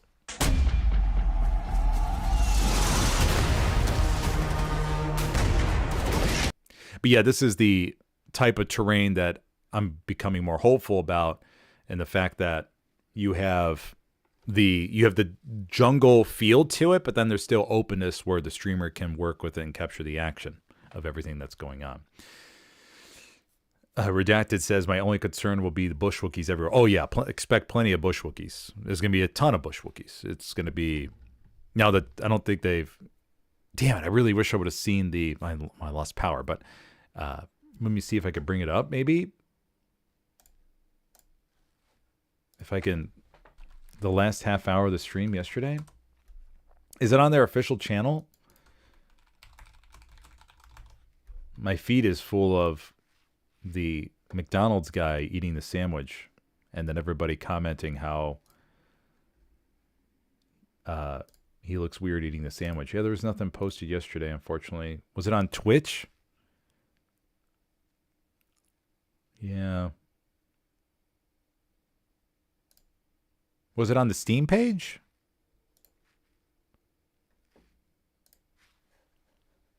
Because there's this here.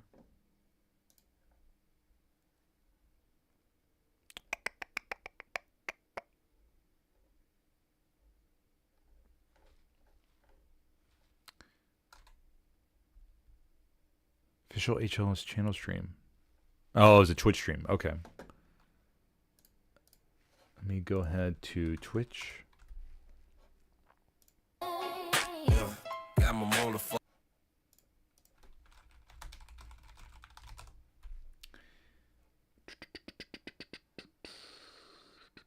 Hell Let Loose official.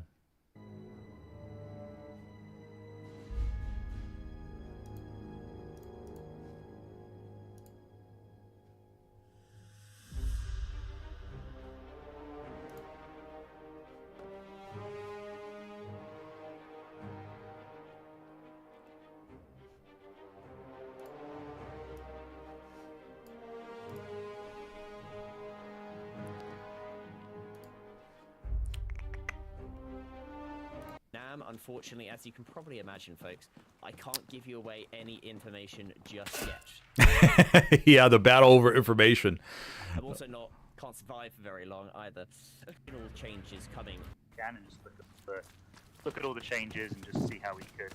Oracle side, and I probably would go with a night map, for example, or the weather that best suits the night. You know, in if possible.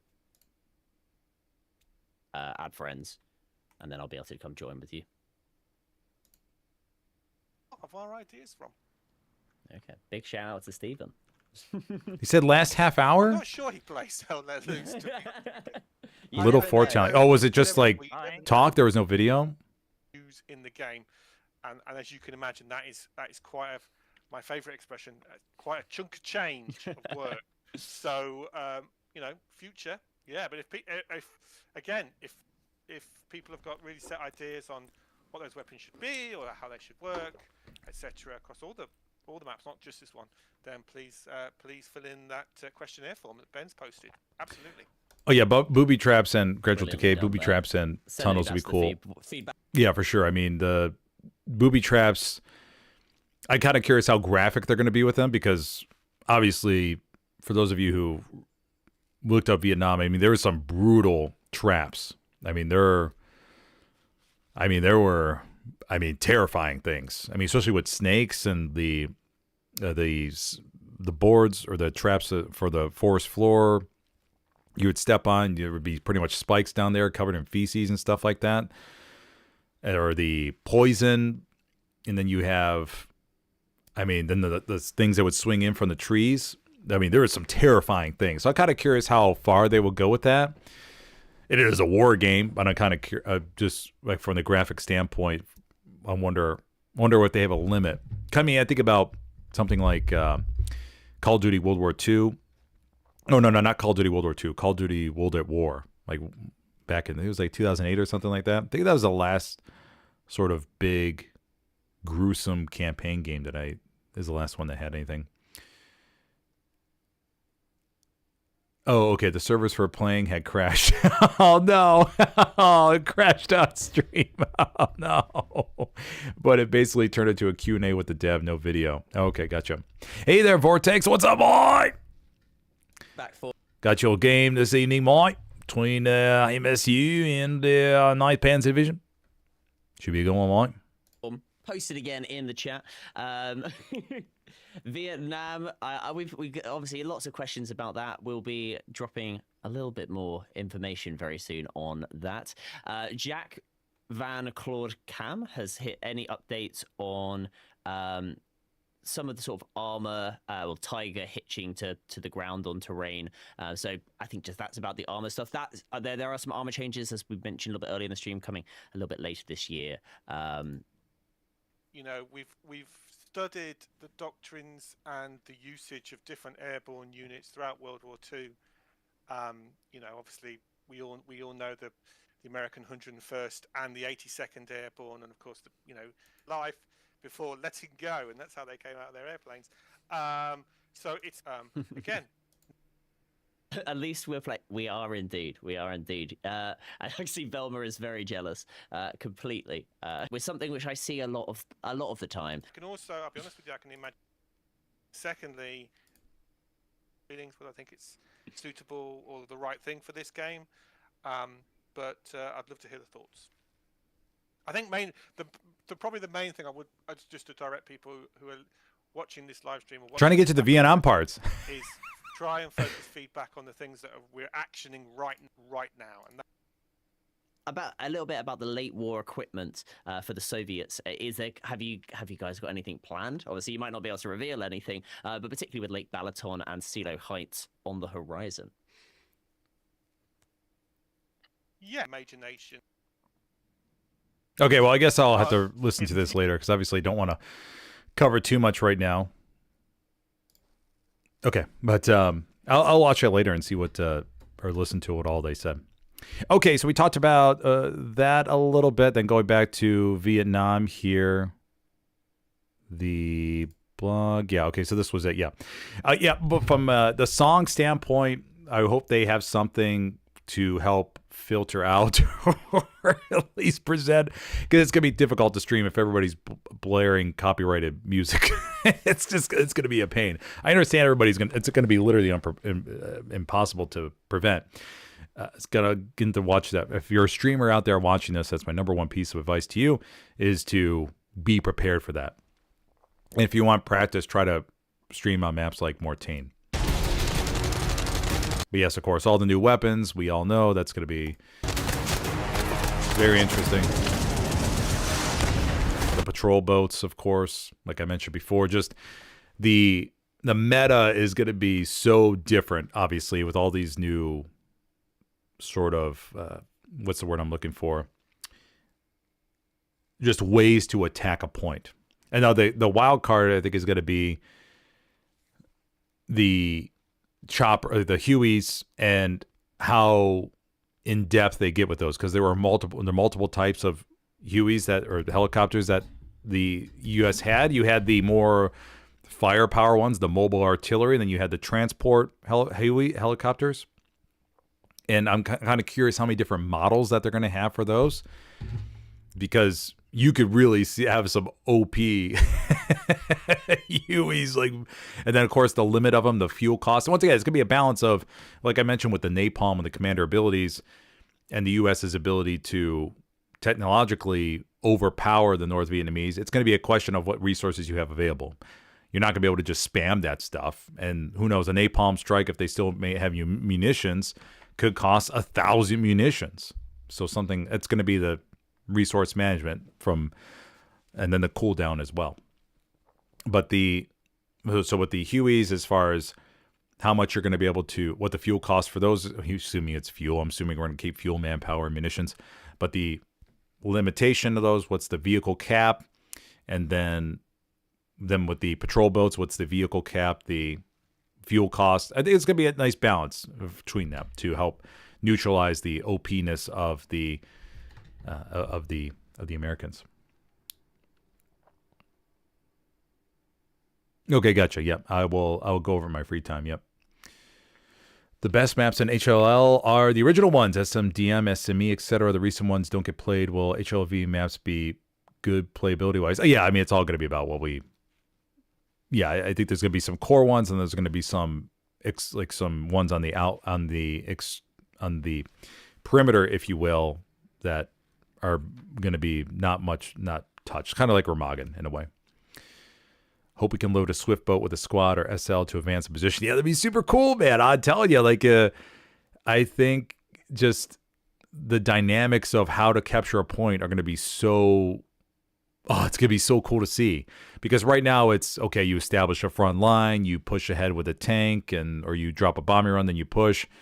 In this case, you have these other dimensions. You have the patrol boat that could sneak by, and maybe if we have night maps for Vietnam, we're going to see. How is it going to be easy to detect those? How flares are going to work for illuminating the area? Searchlights, are you going to be able to build searchlights?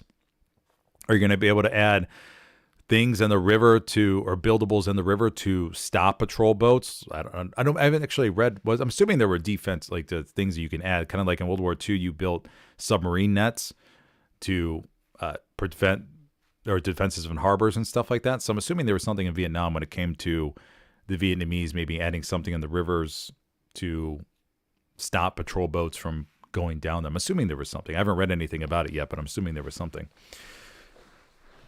I wonder if the maps are going to be way larger than current HL maps, because it doesn't make sense to have helis and boats. Yeah, exactly. Yeah, I expect them to be much larger for sure. Yeah, because on a small map with helis, it's like, oh, okay, well, you get to get there 10 seconds quicker than you would have.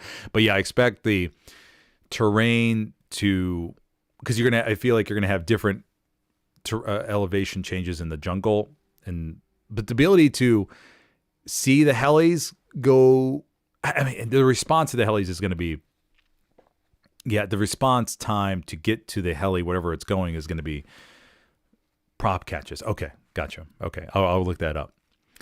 But the OP-ness of the helis, as far as the North Vietnamese and how they are able to, I guess, intercept them and to respond to where they're going. Because the last thing you want to do is, if you're winning the map as a North Vietnamese and you start pushing forward, and then all of a sudden, I don't know, you see two helis go out to the distance, and then is it the fact that you got to have a good garrison network or OP network in order to respond to where they're going to shoot them down, or the helis move so fast in the beginning? And I think that's going to be the biggest dynamic as far as things to be buffed or nerfed will be helis, because it's going to be all about how people are going to use this stuff and how quickly do people respond to it.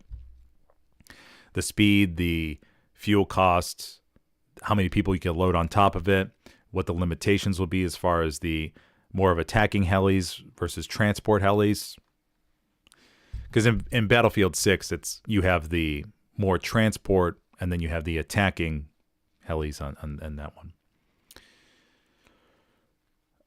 One thing I'm worried about are the choppers being partially controllable. Will be interesting to see what extent the player will have control over. Yeah, for sure. That and I mean, because we saw Battlefield 6, I played Battlefield 6 I think for about a month before I was like, okay, this is, I don't know, it just wasn't my thing. But the amount of helis that I crashed, saw other people crash because they jump into it and they slam right into a building because of the controls and everything. But yeah, you're totally right. Like, how will you have, instead of a transport truck driver, are you going to be worried about training a helicopter driver? Who's going to be good at driving or flying the helicopter? It's going to be definitely a thing to watch. What new commander abilities do you want to see in HLV? Yeah, so I mean, from the Ally standpoint, or from the American standpoint, the airstrikes, the manipulation of the helicopters, like, what is that going to be a commander ability? Will it be a spawnable vehicle, just like tanks, as far as to be able to fly those around? And then, so napalm, the airstrikes, kind of curious, we're going to naval support.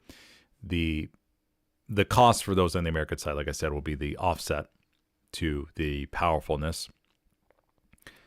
Then I'm not honestly too sure beyond that. I mean, I haven't read anything besides that stuff that I go, oh, okay, yeah, I could definitely see that being like added as a commander ability.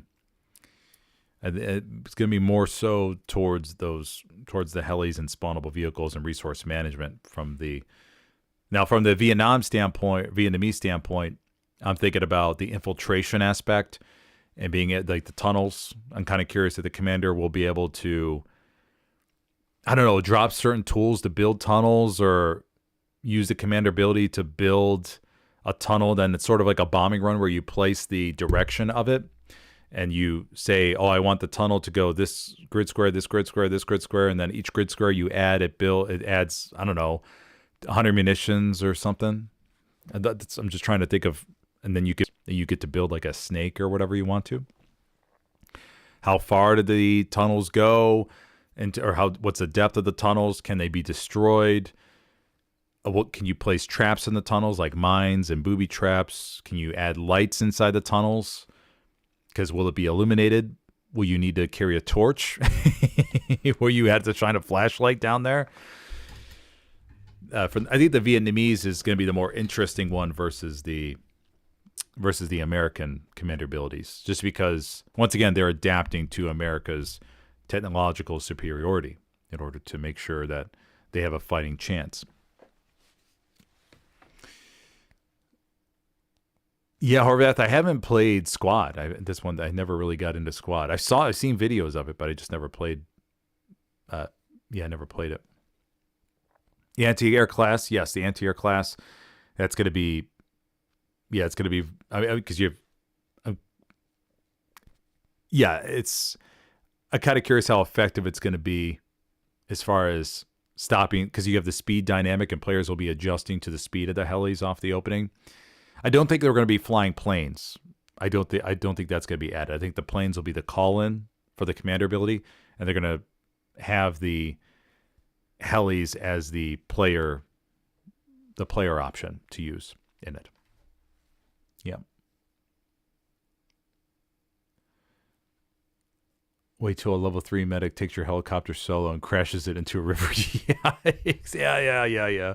I'm kind of curious though if they're going to have the dedicated heli units though, because in Battlefield 6 anybody could fly a helicopter, but as we've seen with the artillery, when it comes to Helios now, you have dedicated artillery, and we may have a dedicated helicopter squad. I think that could be the adaptation, where people spawn in, they take the heli roll, you have to be a certain level or something like that in order to get it, and then you are able to fly it. That way you don't have random players jumping into it, because in Battlefield 6, it's anybody could drive a helicopter and smash it into the side of a building. I was wondering if the tunnels was work like Garrison network and with shorter spawn waves, no real tunnels. Oh, yeah. Yeah, I'm not too sure. But I think the Garrison and OP, if I had to guess, the Garrison OPs will stay the same for both sides, just the tunnels, the Vietnamese may be able to place OPs within the tunnels, and the Americans can't, in order to give them a little bit of a boost. That could be a thing. That could be definitely a thing. Redacted says, "What are you expecting from Vietnam, Smithers?" Oh, a whole bunch of things. Like I kind of covered a decent chunk already, but the big thing is the influx of new players. I mean, we could see. At least average of 100, 150, 200,000 for the first week, just to come in and experiment, and then obviously the drop off for players that don't like the game. Then from a, like I mentioned before, with the streaming standpoint, I'm looking forward to all the new teams, all the new people learning about it, and seeing, hey, this is hella loose, and then the kind of the crossover to see how many people check out Vietnam, they want to go see World War II and see what that's all about. All the new competitive teams that join in Vietnam that suddenly say, oh, we want to be in World War II as well. And then you see a nice, because I'm like the transfer of things that are developed in Vietnam to see how many of those are brought over to World War II, like mortars, for example. Mortars, and then any new graphical enhancements. I know there's going to be different engines for both games. But then long term, I'm expecting the Vietnam stuff from whatever they learned there to be used as both the technological base and then the financial piece to support Hella Loose the Pacific. I think that'll be after that. And then Hella Loose the Pacific will be, oof, man, can't wait. That one should be really good.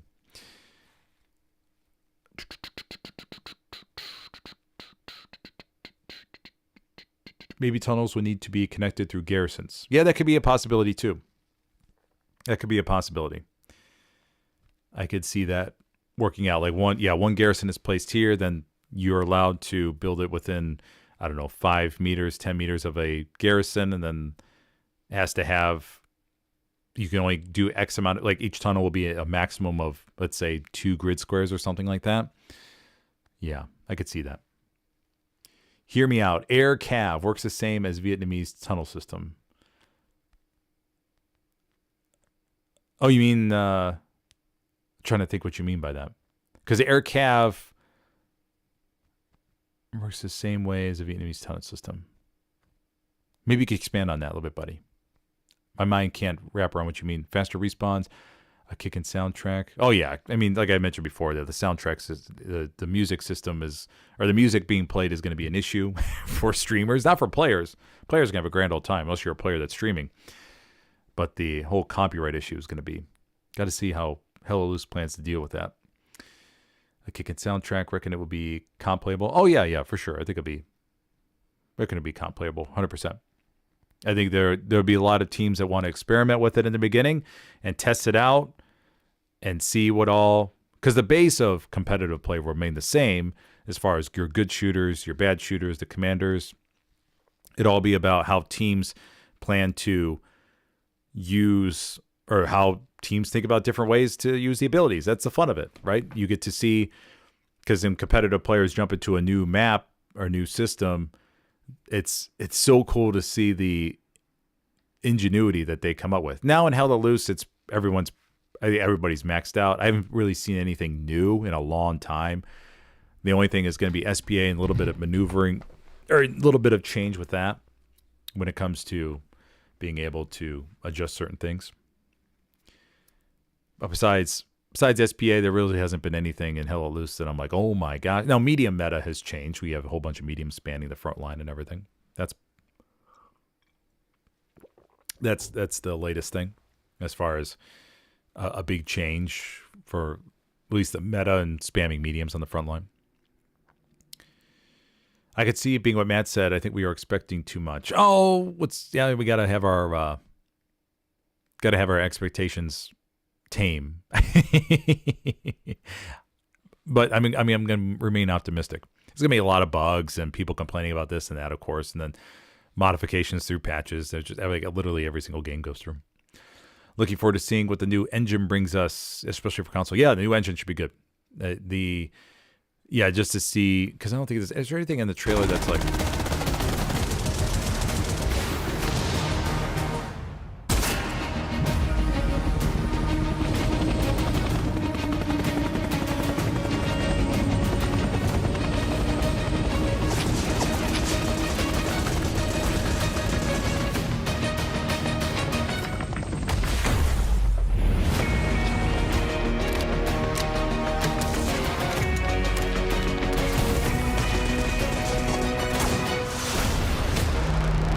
yeah, they don't show anything like a destructible environment or anything in Vietnam as far as I can see. It seems pretty tame, at least, as far as that goes. But yeah, I'm waiting for their next big trailer. I think that's what they're working on right now. I mean, this one was released in December. I'm pretty sure it's December, something like that.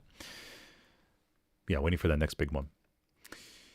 I just hope they don't release it at the same time GTA 6. Ah, yes, GTA 6. GTA 6.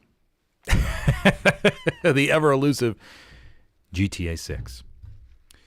Time will tell. I wonder what armor is going to look like in Vietnam, and AT will play with it. Yeah, it's I mean I'm for armor. I'm curious as to how the environment's going to react with armor. How they're going to make the armor, because right now in Helios you have, at least in most maps, the tanks just roll through the trees, roll through the fences. There's really no dynamicism there when it comes to the armor with the environment. The only thing is, or what the Vietnam, I'm kind of curious how well it's going to impact the terrain and just rolling over bushes and which trees are going to be able to stop you. Will we see trees bend over? I'm thinking of the Battlefield 6 environment as far as the manipulation of it. Battlefield 6 environment manipulation is amazing. I mean, you could really alter the map, which is cool. And that's what would Helios World War II, I guess it won't happen in World War II unless they do a total revamp of that. But in the Helios specific, I think that's what would change that as far as World War II goes, is being able to really shake up the maps. I mean, imagine a map like SMDM or SME or Utah. If you think of Utah Beach with Wind 7 as the middle point, and just the ability to blast down those walls and how much that would change it. That'd be pretty cool. Or if a satchel goes off on the building and literally takes out the building. And then you see players like build rubble constructions on top. I think that'd be pretty neat. Just for changing how teams have to adapt to the situation. Because time and time again, you see the certain buildings with MGs get placed on them, and the MGs go up there and they dominate the landscape for the whole time, and you know that. But if for Utah, like imagine if certain teams were suddenly changing how they played, and the fact that they would say, okay, hey, off the opening, we're going to rush forward. We're going to send a transport truck here. We're going to put a satchel on this building and blow this building up, so that way the MGs can't get up there and dominate the landscape. That'd be pretty cool. I think that'd be pretty cool. That way it changes the openings a little bit and how the teams have to adapt. What are your thoughts on the game modes that will be in HLV? I think it's going to be the same. I could speculate on game modes all day long, but I think a lot of people like Warfare, and Warfare is solid. I mean, it really forces the teams to use a whole bunch of different strategies and tactics and think about all the different parts of the map that you need to utilize to your advantage, or where you could sneak tanks through, where you could set up garrisons and all that kind of stuff. I think Warfare would be probably the most prominent. I don't see Warfare really changing too much. HO World War II fences need to be studied. Yeah, study the fences. Yeah, the fences. Yeah, there's some fences. Actually, no, I think all fences you can go through, yeah. I don't think it's the little stone walls that sometimes get tanks that I find kind of funny. There's some stone walls you can go through, and other stone walls that you can't. But yeah, I think that's about. Is there anything else I wanted to cover on Vietnam? We talked about the streamer standpoint, the music, the patrol boats, the helicopters, the airstrikes. Now, estimated release date. If I had to place my money, it's going to be either September or October. That's my bet. September or October. And that's my latest thoughts on that. September or October. That'd be my bet. Okay, let's go ahead. I think that's it for Vietnam that I want to talk about. Once again, we're just waiting on information, waiting for the next big trailer to sort of review. Talked about the latest update with that, and we'll go ahead and talk about the 30's strategy. So we'll just touch on this, and then we'll go through just something I've been working on. Now, I'm going to be making a full-length video on this, but this will help out 30's teams at least. And if anybody wants to offer their feedback, feel free.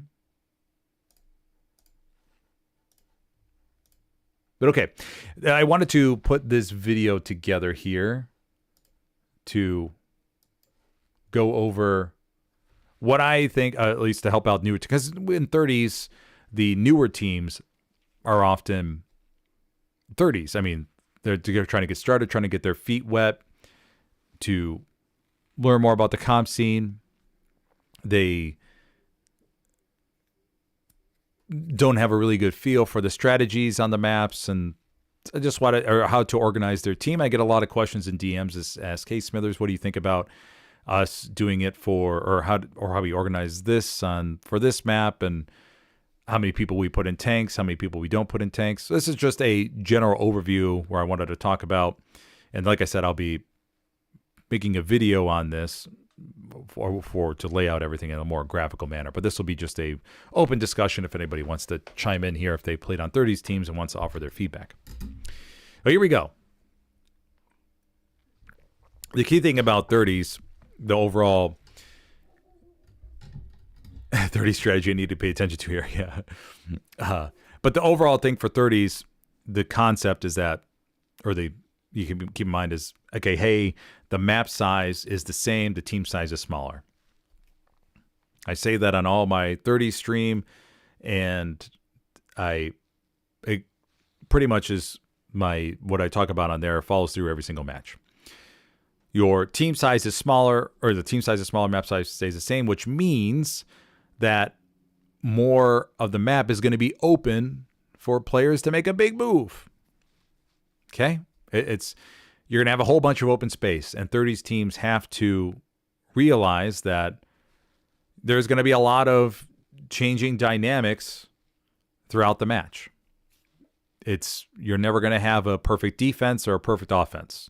It's going to be chaos. That's why I really like casting 30's matches. It is a lot of fun. It really is. But when it comes to the different plans, these are some of the different plans that I've been mentally working on to help out 30's teams when they begin, and I'm using SMDM as the example here, okay? Let's go and talk about Plan A. So Plan A, now I have this on my other sheet over here that I'll be reading off of, but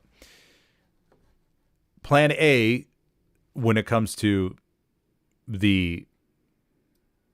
let's see, how do I want to say this, is a conservative play. Will Vietnam be crossplay? I'm assuming it will be. I'm assuming Vietnam will be crossplay. I have to imagine that with a new game like this, with console and PC coming online at the same time, they'll say, hey, all right, everybody can play together. I think that's what's going to be there. I think it'll be that way. And it'd be nice, too, because now they get a fresh start, because Hella Loose World War II was on PC first, so they had a whole bunch of time on the PC development. Then they brought on console later, so there was sort of they weren't able to align them that well. But now they're able to at least bring them both online at the same time. So I'm assuming it'll be crossplay. But back to 30's. If we think about first plan here, conservative, this is what I'm thinking for 30's plan for teams out there. You have one 3-person hard cap tank to act as cap weight. This tank crew should be constantly reporting back the chevrons in the circle and flexing around the immediate hard cap to respond to threats as necessary. If you keep a tank in the circle, they could patrol around a little bit. And once again, this is Plan A, so it's super conservative. But they patrol on the hard cap, and that way you have a tank that's able to just deal with any infantry penetrations, because in 30's, you can't afford to send too many bodies around and patrol everywhere. You just can't, because your cap weight is going to be limited. But if you're able to keep a tank inside and just have a couple of blueberries around, then you're going to be able to make it work, because the tank can deal with any hard cap pressure, and the defensive outposts, they could be placed in certain locations where they can just roam about and check for enemy infiltrations. Okay, you maximize, and plus the tank and the hard cap, they could deal with the infantry a little bit, like I said, a little bit easier, because they're not worried about getting out fragged. Usually the issues that I see on 30's matches when the defense is that the defense gets out fragged, and then the enemy sets up an outpost inside, and then they spawn bomb it, and then they have to deal with all this extra cap weight. But if you keep a tank inside, then usually able to deal with that a little bit better, because you're depending on AT players to come in and wipe you out. Once again, Plan A. Then you have one SL plus 2 blueberries constantly roaming in around the hard cap, able to provide marks and communicate in command chat. This SL should be able to call back support to their OP or garrisons as needed and work with the defensive tank to scope out the areas. They should be also maintaining the garrison network in their spare time, along with assistance from the commander, either physically through supply drops. That's a key thing in the wild card for 30's. is that you have the commander constantly, or assuming the commander is driving around the supply truck for a little bit while the SLs do the work and call in support to their outposts as much as possible to keep the garrison network alive and well. The key thing another key thing in 30s is just you have to depend so much on the radar network because you're not going to be able to cover all the territory. You got to look for those pings and respond to those as necessary. Then we have the other option can be one recon light tank crewed by 2 people that roams throughout the defensive area. So this is where I have this red vehicle down here. You have, so once again, this is conservative. And essentially for this plan, you have 8 blueberries that are on defense out of 30. Okay, with the optional commander being as flex. And they patrol around and making sure that everything's okay. Now keep in mind, you can obviously adapt this to your team as ever you need to, but this is just, once again, suggestions. So the 2-person recon tank roams throughout the defensive area wherever needed. Remember, you don't need to shift gears in recon tanks, so this is the most optimal. If the recon or light tank is destroyed, well, then that acts as your radar to signal to inspect further. As stated before, this crew should be constantly reporting back what they've taken out. They just keep roaming around the defensive sector, look for OPs and outposts, garrisons, OPs, garrisons, all this kind of stuff. Okay, this will account for 8 blueberries with the optional commander sticking around defense as well. Keep in mind that every team has their own risk appetite. So if yours is a bit higher, then you can move 2 of those blueberries above to the offense as needed. But that's where these other plans come into play. And just for the offensive standpoint, so with 20 people remaining, as we're going to remove the commander and Artie from this, that gives you 1 full tank crew for the offense, 5 3-person squads with 2 floaters gives you 17. Okay, that's 20. I'm always in favor of maximizing the number of smaller squads versus full ones, as it gives you more spawns and decreases the chances you'll be totally wiped from the area you're fighting in. Gives you 5 3-person squads. Or wait, what did I say? Yeah, 2 floaters in between that. Now you can always send more of those individual blueberries to create more squads. And keep in mind, you do have the option to do the temporary ghost OPs where you have one person come on an outpost and then they leave that outpost just up, but they have an infantry still inside. There's just no squad leader to reset it, but use it as radar. And in a situation like SMDM, this is what I'm thinking. Okay, we'll just walk through this real quick.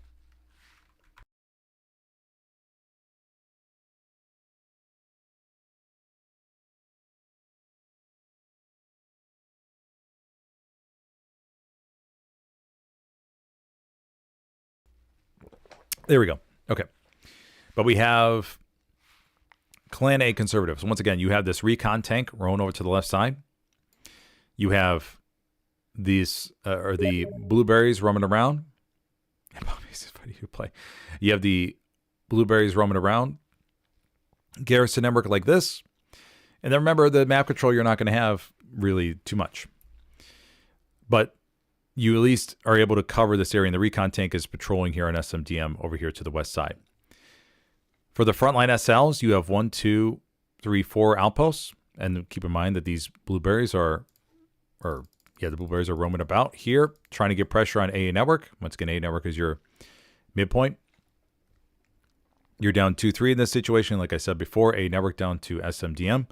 1 tank staying in the hard cap over here. And they're able to maximize that cap weight and report back to chevrons. Now, of course, the tank and the hard cap should always be checking for planes flying above. The spotter should be looking, seeing if any planes are going. You can even turn the engine off if you want, just so you can listen a little bit better.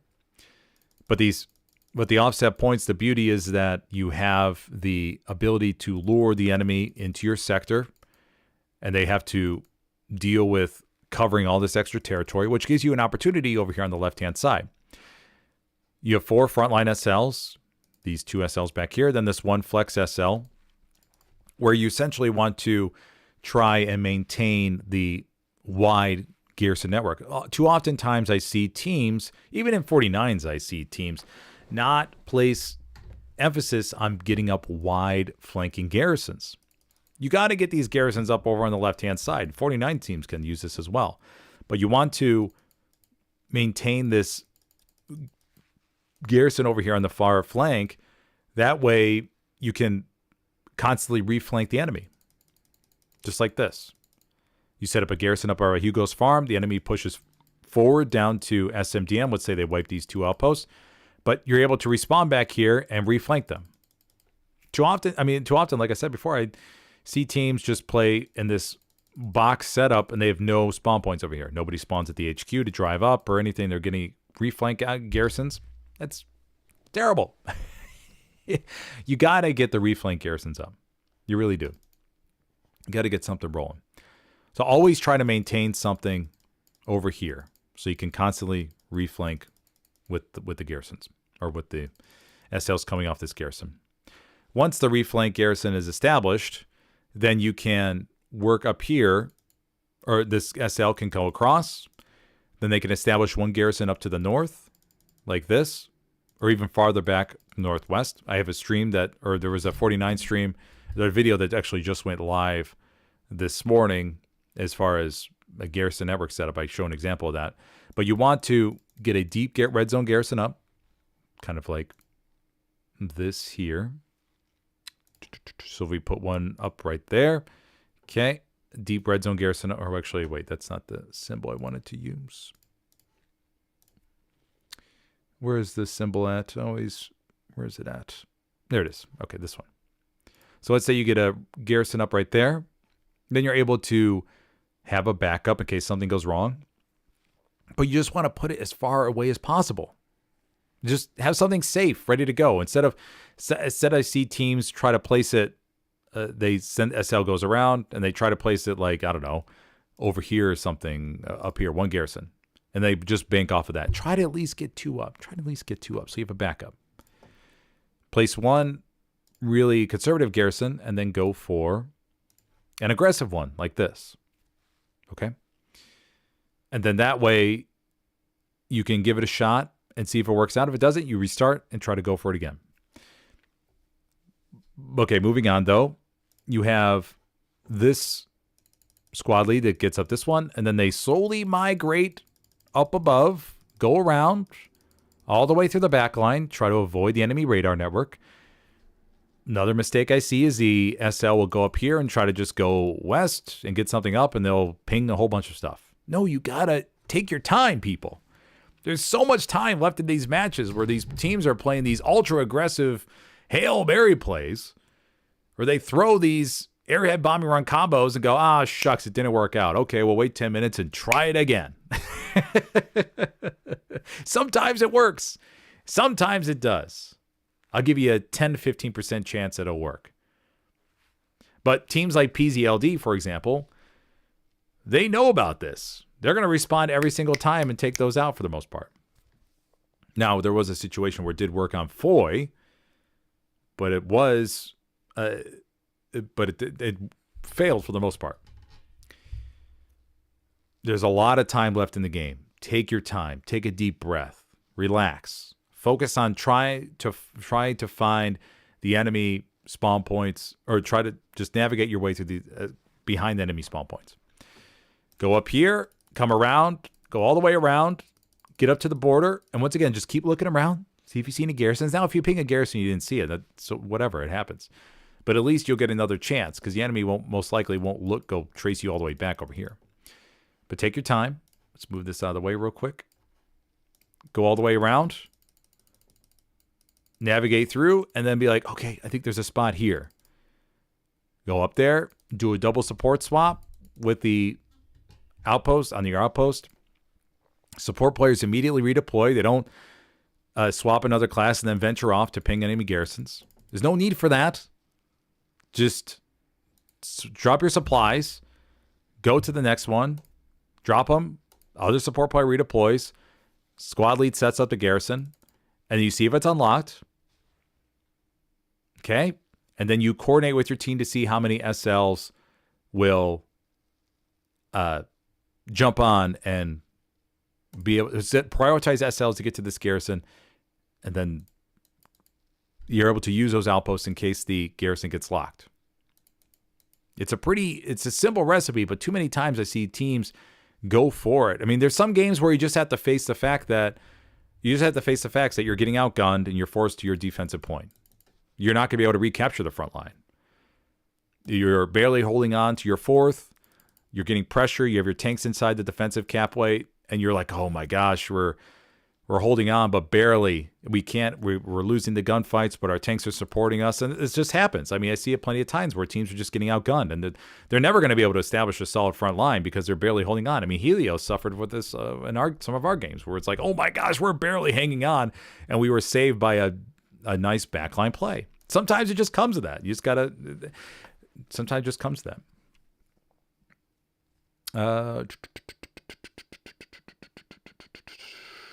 Backline says when we do 35s or 30s, we tend to have two two-man squads, 7 or 8 squads with only 2. Yeah, that's totally fine. Yeah, every team can adapt their strategy like that.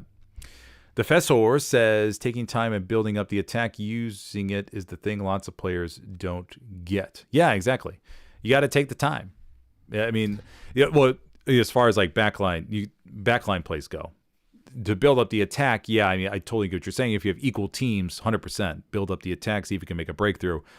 But in some cases where you have a team that's just getting outgunned, there's no chance they're going to be able to build up attack. There's just not. I mean, you see it in like the kill feed where a team will be down by like they'll be down 200 kills or something. You go, okay, there's no freaking way this team is building back up the front line attack. They got to create some backline shenanigans in order to make it to work. But yeah, it's a long game. Take your time. For the love of God, take your time. If you're playing on a team and you have an hour and 10 minutes left, you're down 2-3 in an offset situation like this, please take your time. Remember that. There's no need to go for a bomb run airhead combo, bomb run airhead combo, bomb run airhead combo. 1,200 munitions gone, 1,600 munitions gone, 1,200 manpower gone because all those bomb run airhead combos. And nobody is trying to go around the flanks. I hate seeing that on stream. I really do. Because you know what's possible. But anyways, you have a couple options when it comes to backline flanks, though. You can either go up here for the 30s match and just focus on trying to roll up the front line. But in a 30s match, I'm not a big fan of that because there's so much open space. You're not going to be able to roll up an entire front line in a 30s because the enemy could just pop up somewhere else in a 30s because you're not going to be able to cover it from with 30. But you're just not. You have 8 bodies on the defense, 22 bodies won't be able to cover the front line. And 49s, yes, you should focus on reflanking the front line and rolling it up so the entire team can push forward. But in 30s, it's just not going to happen. It's just not.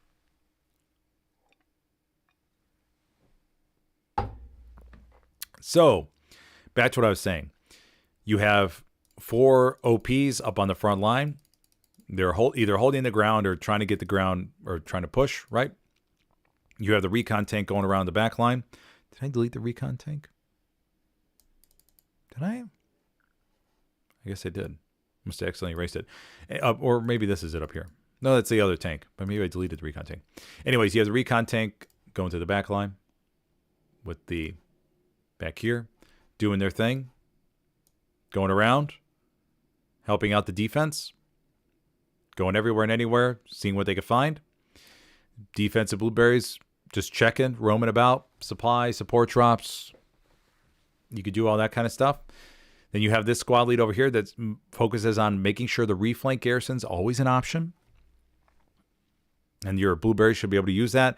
Come off here, push east, get some pressure on the enemy so they can't just keep pushing forward. They have to worry about getting shot in the back. And then you have this SL that's responsible for getting up the deep red zone garrison and then the attacking red zone garrison. And then when the time comes, you lie low, double support swap. Like I said, I just put a video out on it. You can find it in my Hello Loose Education playlist. You can get that established and then call in SLs first. And then when you go to commit to the attack, do it. Commit to the attack. Drop those SLs, drop the bodies. You get 10, 15 cap pressure, 10% cap pressure, and then go all in. If you cap the point, then it's great. Because then you reset the enemy's outposts and all their spawn points, and then you can focus on.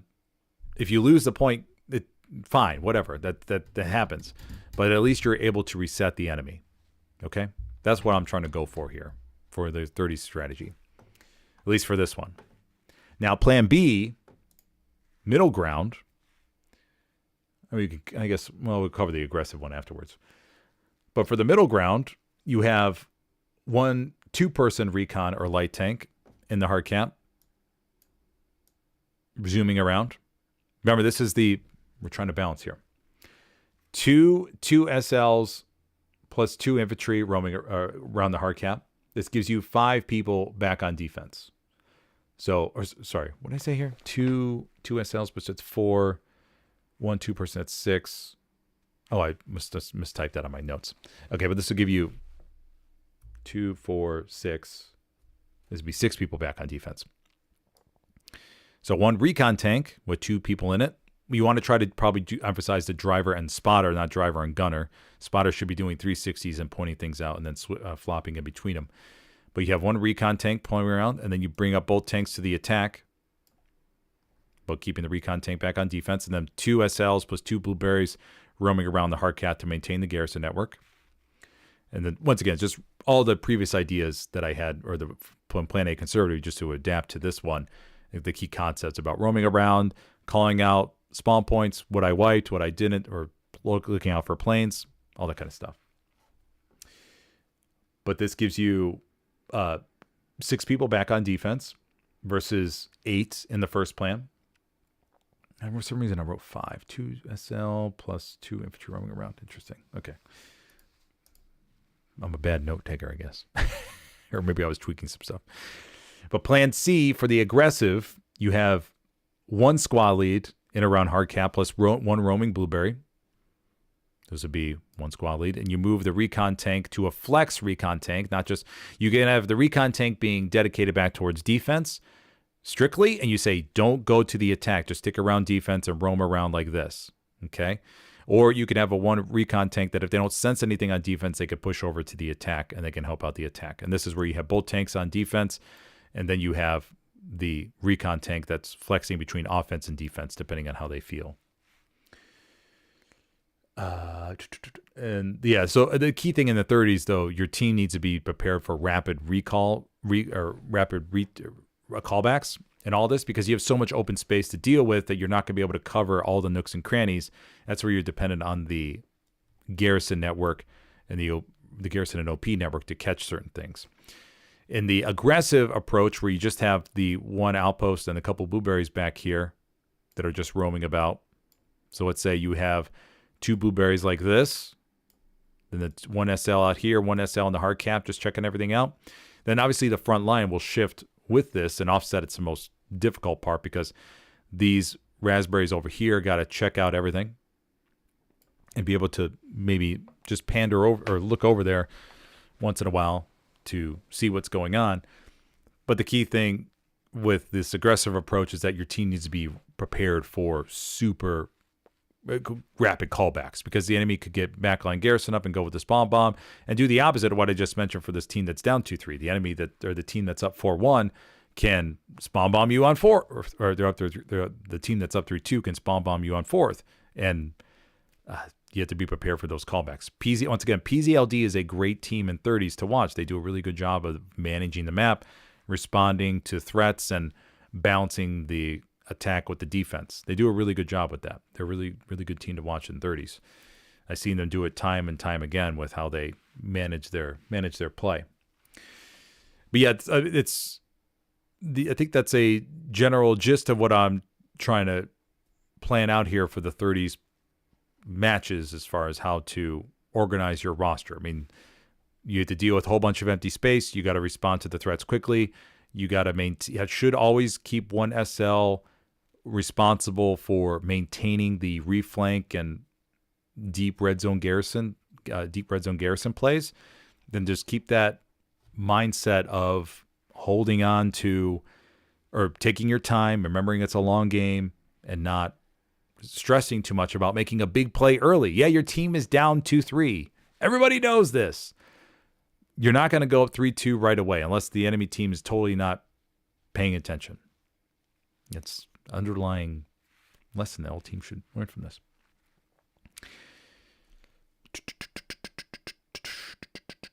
Greetings from Germany, from Gabriel Amdur. Hello. Hello. Hello, la Gabriel Amdur. For new teams, there was a... What was it? There was a name I saw on the German team yesterday, Gabriel, that I don't know if you saw the stream yesterday, but his name was a Unicorn Puke. It was translated. I forgot. It was Einhorn Kusta or something like that. Unicorn Puke. New verbiage I used yesterday. For new teams, plan. Run practice scrims, do dry runs. Last thing you want is your transport truck getting stuck halfway to the point. Yes. A solid driver is very underestimated in competitive Helios. Back client says once that red zone goes up, make sure not to run off right away. Wait for a few SLs to spawn in first. Yes. Always prioritize SLs for that red zone spawn bomb garrison. I see so many missed opportunities where somebody will just put an outpost up over here. So no garrison, just an outpost. And then they'll try to attack the midpoint, and then they'll get pressure. The enemy will respond, and they'll wipe them out. Like, what was the point of that? Like, what is your goal? That's always my question. Is like, what is your goal here? Is your goal just to tickle the enemy a little bit? Be like, ha, we got you. We got a little pressure on your point. And then you got wiped out. I don't know. It doesn't... To me, like, it gives the team such a morale boost if they're holding on to SMDM just barely. They're getting out fragged, and they're holding on, though. And then they see... Because you have to keep in mind with offset points that the enemy team's going to be pretty much on the full attack. And all their bodies are going to be dispersed out of sector. And if you're able to get a good spawn bomb, chances are that the enemy team won't be able to respond in time to get to there. And they're going to have to do a full reset to get you out of a network, which is going to buy some time for your whatever blueberries you have remaining on defense to help you out. But yes, I see too often where the OP gets put up, a couple bodies, and they attack and they get wiped, and then it's like, oh, okay, well, you're back to phase one. No garrison attempt whatsoever. It's just a little. You got to add that little part to your SL knowledge. Your team will use that as a little morale boost when they're down 3-2-3, and they see some squad leads sneaking around. They get the garrison up, and the team is like, yes, we're gonna have a chance here to launch a big attack. And you get the garrison up, the cap pressure comes in 10, 20, 30, 40, 50%. And it's like, all right, let's go. And it makes for a really exciting game. It really does. Really does. Those reflank garrisons are something all teams need to do. Yes. Skank Nasty says, used to play 18s versus 18s, only played in the 4 squares of a cap point. Was a rough game, but good for learning how to play the point. Yes. Especially when you get into competitive matches where you have the, what's I going to say? You have really good shooters that are actually trying to peek corners and get you. And that's always a good test for just practicing the infantry fights within the city and how to peek corners, what's to try to think of, which windows to use, which buildings to get on top of. All very, very good opportunities.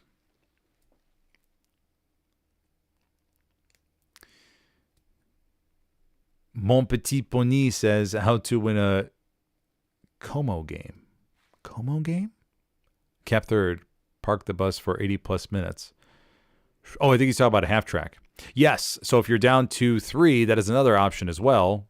You can drive a half track over here to the left-hand side. That's actually another video I'm working on. But you can spawn a half track left HQ, drive all the way around the border, park it over here. Or if you're down 1-4, I'm sorry. More so if you're down 1-4. Half track, of course, you're going to be able to...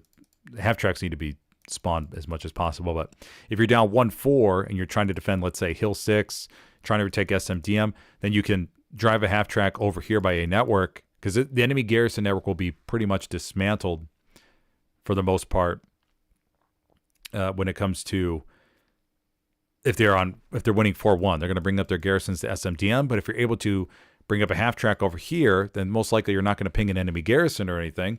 And you're going to be able to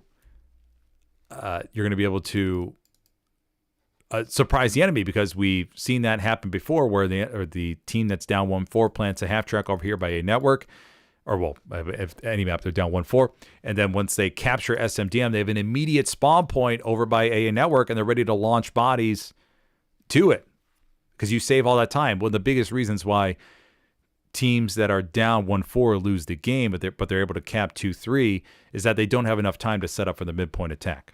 They have to get up, they have to push over, they have to get the garrisons reestablished, time's ticking, and then it's too late to really mount anything useful. But if you have a half track in play, get that half track up and be able to launch your body straight into there.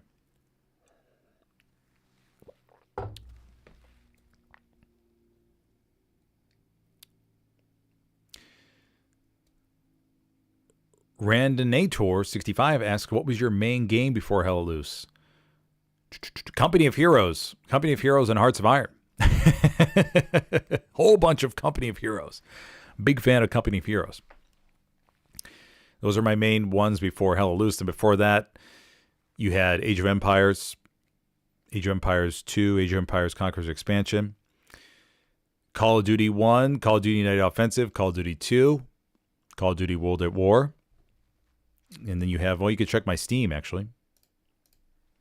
I have Call of Duty United Offensive, Call of Duty Broken Arrow I played a little bit, Battlefield 6 I played a little bit, not too much, but obviously that was after Helios was released. Armored Forger, actually I bought Armored Forger, I just never played it. Age of Empires Definitive Edition, Helios, that's it. I don't think there's anything else. I mean, back in the day, if we're talking like way back, I did play Sims. Then I played Pharaoh, then there's Cleopatra after Pharaoh. Age of Empires, like I mentioned before. Company of Heroes, Hearts of Iron. Yeah, I think I named them all. Sorry, Monsieur, I meant comp game. How to win a comp game. Cap third. Yeah, okay, I got what you say now. Yeah. I think you meant can't fit the security 3-2. Parking the bus just means turtle up on defense. Must be a taco player. Yeah, it was funny. The first game I casted for Taco, it was their championship game, I think it was. It was for TPL, if I remember. It was against 6th, and they were SME Hospice. And yeah, they totally camped Hospice. It was full on just, we're going to hold Hospice, and that's it. Hey, everybody has a strategy. Everybody has their own strategy. I'm not one to knock it. I do love that the new strategy of teams down 1-4 parking half track on third. But yeah, it's solid. I'd love to see it because you get immediate, it gives the team hope. It really does. It gives like a little morale boost to say, hey guys, if we cap third or if we cap fourth again, we have a half track waiting for us ready on third. It does, like subliminally, subconsciously, I think it's a little morale boost for the team if you're down 1-4. I think it is. I think it's, if your team is down 1-4, spawn a half track, drive it to mid. I'm serious. It's going to be locked, of course. It's going to be locked. But you're going to have a chance. Give your team hope to be like, okay, let's do third. We're not going to lose the time. Pushing up towards middle. We have half track ready to go and we'll be able to get it. And then once fourth is capped, you can also drop a diversion airhead too, away far from the half track. Drop an airhead, so the team drop an airhead, ammo supply, resupply, all that kind of good stuff, and you'll be able to get that going too. So keep that in mind as well. Now, when it comes to the, what was I going to say? The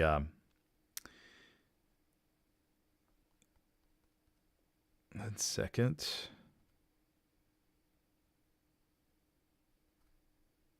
Okay. 1 second, everybody.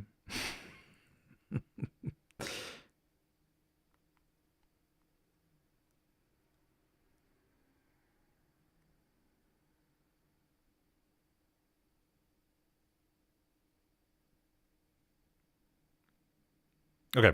When it comes to, what was the other best way to win a game is going for the initial cap and holding, pushing the enemy line out of your cap center, and then pushing their fourth. Oh yeah, for sure. Yeah. That's the best way to win a game. But I'm talking about teams where you're down 1-4, and you are desperately trying to get back into play, and you just aren't. You're getting out fragged, you're getting outgunned, you're trying to work your way back up there, and you just can't do it. And you need a Hail Mary play. That's what I'm mainly talking about here. Is that there are plenty of situations where I do see that. I mean, you see the teams that struggle and trying to just barely survive, and then they have a chance, right? They have a chance. For some reason, they make a play and they're able to get something going. They're able to recapture fourth, and then they have a chance to make a play on third with a nice half track play now if they end up using that strategy. But yes, the initial cap and holding, pushing the enemy line out of your cap. Yeah. 30s though, sometimes it's just so difficult to see get the enemy out because you have so many spots you have to cover. Unless you're playing a map like Foy, then you. If you're playing a map like Foy, then the amount of area you're looking over is easier to manage. Obviously, you can set up a machine gun to manage a look over a certain area, and you can cover that. But if you're playing a map like SME, SMDM, then you're going through all these little alleyways and looking over and trying to find certain things. That's where it could be very difficult. Company of Heroes also had a healthy comp scene. Yeah, it did. I never got involved in competitive Company of Heroes. I probably should have, but I just never. I was a 4v4 phenom, man. I have like, I'm kind of sad to admit, but I have like a couple thousand. I have like 3,000 matches, 4v4 Company of Heroes, maybe 44,000 plus matches, 4v4. I've played a lot of 4v4 Company of Heroes. Code 1 was legit. 2 and 3 never could get into. 2 I did. 2 I got into. Once they added 2 was my favorite actually. 1 was really good. 2 became my favorite. 3 never could get into. 3 is the sound bothered me. Out of all things, the sound was weird. I hated the sound design in 3. I haven't played in a little while, like 6 months or something like that. But 3, the sound annoyed me. I don't know why. MSU versus 9PZ. Who you got? It's going to be a good match. Yeah, it's going to be a very, very solid match. I don't like to take sides. I just hope for a good game. They're both really good teams, and I'll let everybody else decide who they got. Let's put up a poll real quick. Let's see who everybody thinks for tonight. 9PZ versus MSU. 9PZ versus MSU. 9PZ, MSU. I don't know.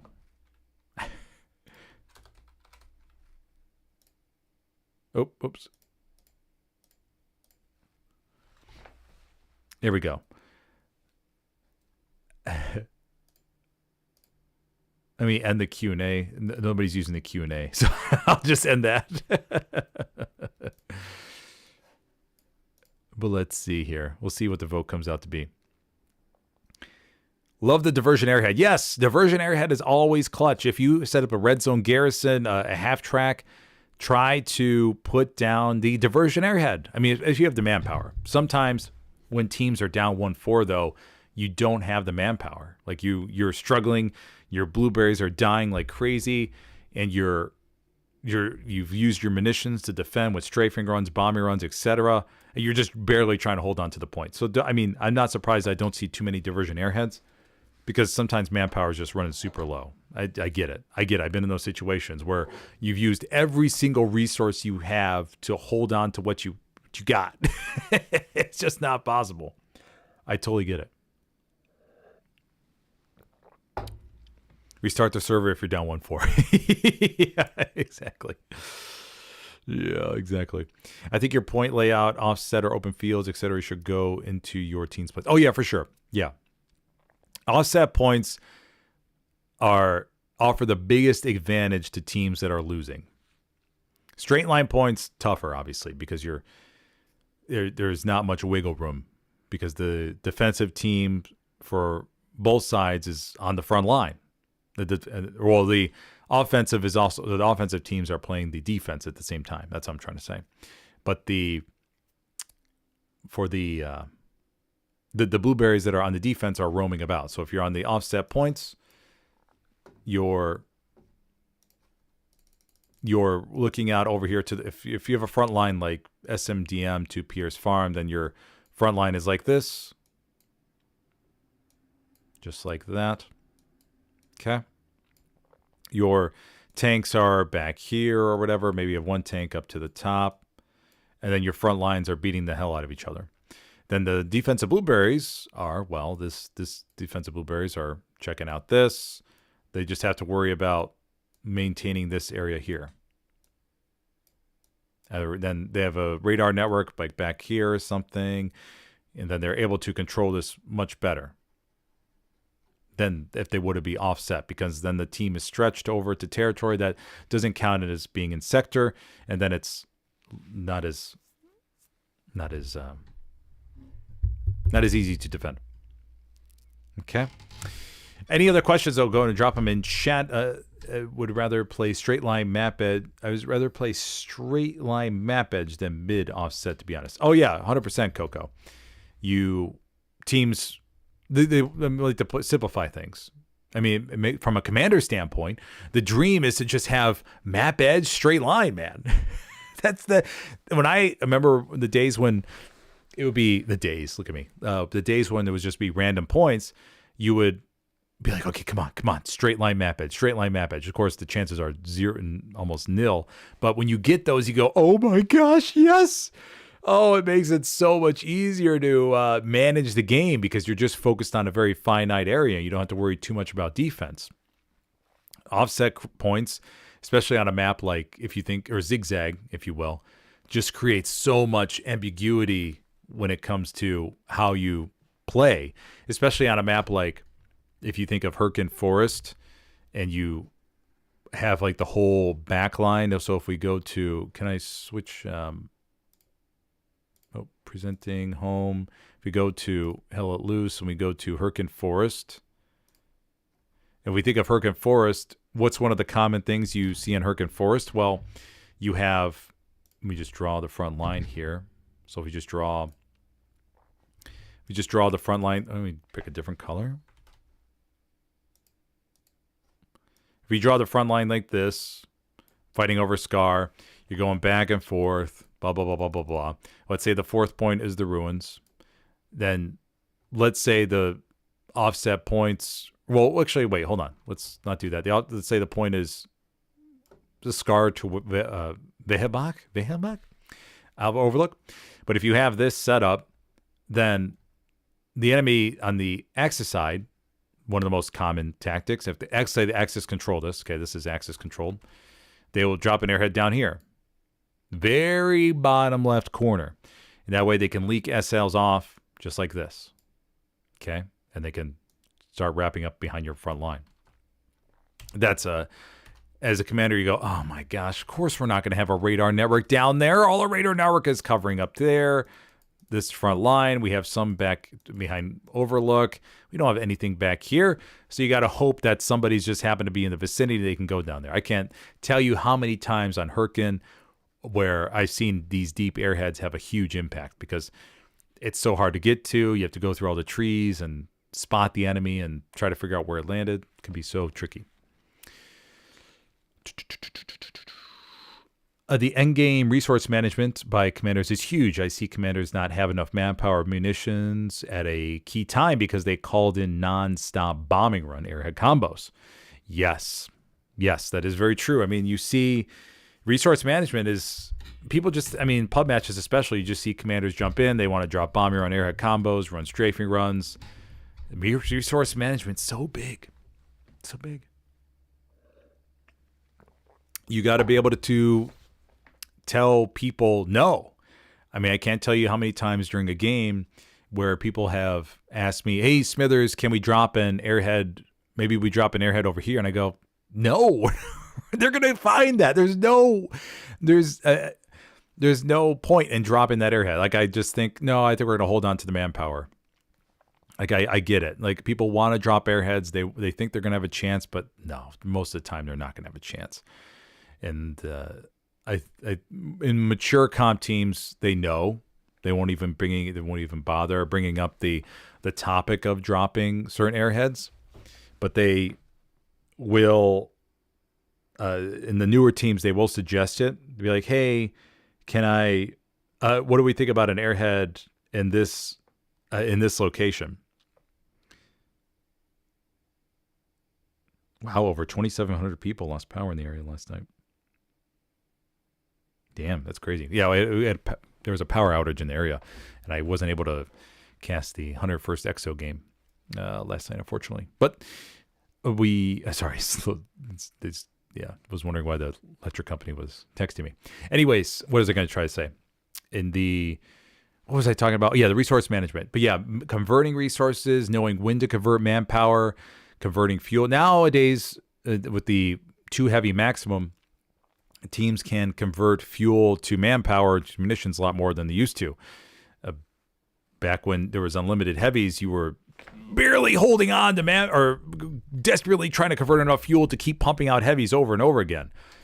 It was tight, man. You had and then there was one time I think I accidentally spawned. No, maybe that was in a public match. Yeah, I think I was pretty good about always spawning the heavies, like the Tigers, not the Panthers, and the Jumbo 76s, not the Jumbo 75s. I think I was pretty good about that. I think I've seen other commanders accidentally spawn the wrong tank, and they couldn't do it.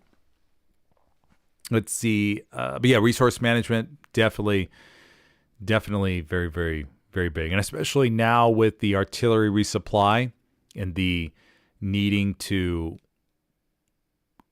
monitor that, as far as the artillery having constantly enough shells in order to keep slamming the point. With the last update, there were a few times where I forgot and I didn't hear the artillery player saying, "Hey, I need a resupply. I mean, it's almost like the artillery player needs to scream like, "Hey, I need a freaking resupply, man," and to overpower everybody in chat. Or to say something like, "What am I doing? I need a resupply, your commander." Something like that. Just to be able to get somebody's attention. Like you mentioned, the bomber on airhead combos. I see those being wasted, man. It's just they really drain on resources. Got to really think about how you're using those, because at the end of the game, you got to be ready especially for the bombing runs, to have those available when you really need them.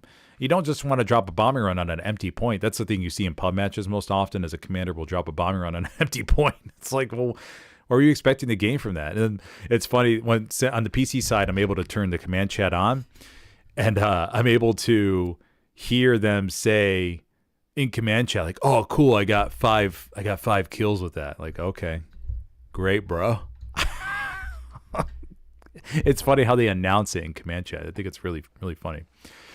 And everybody in the team goes, "Oh, okay, nice. Wow, 300 munitions, 10-minute cooldown. Team doesn't need it when they need it now." A little bit awkward. Okay. Next question. Mon Petit Pony says, if you have to choose between Foy West Bend or Kursk Oleg's house to play, what map are you taking? Foy West Bend. 100%.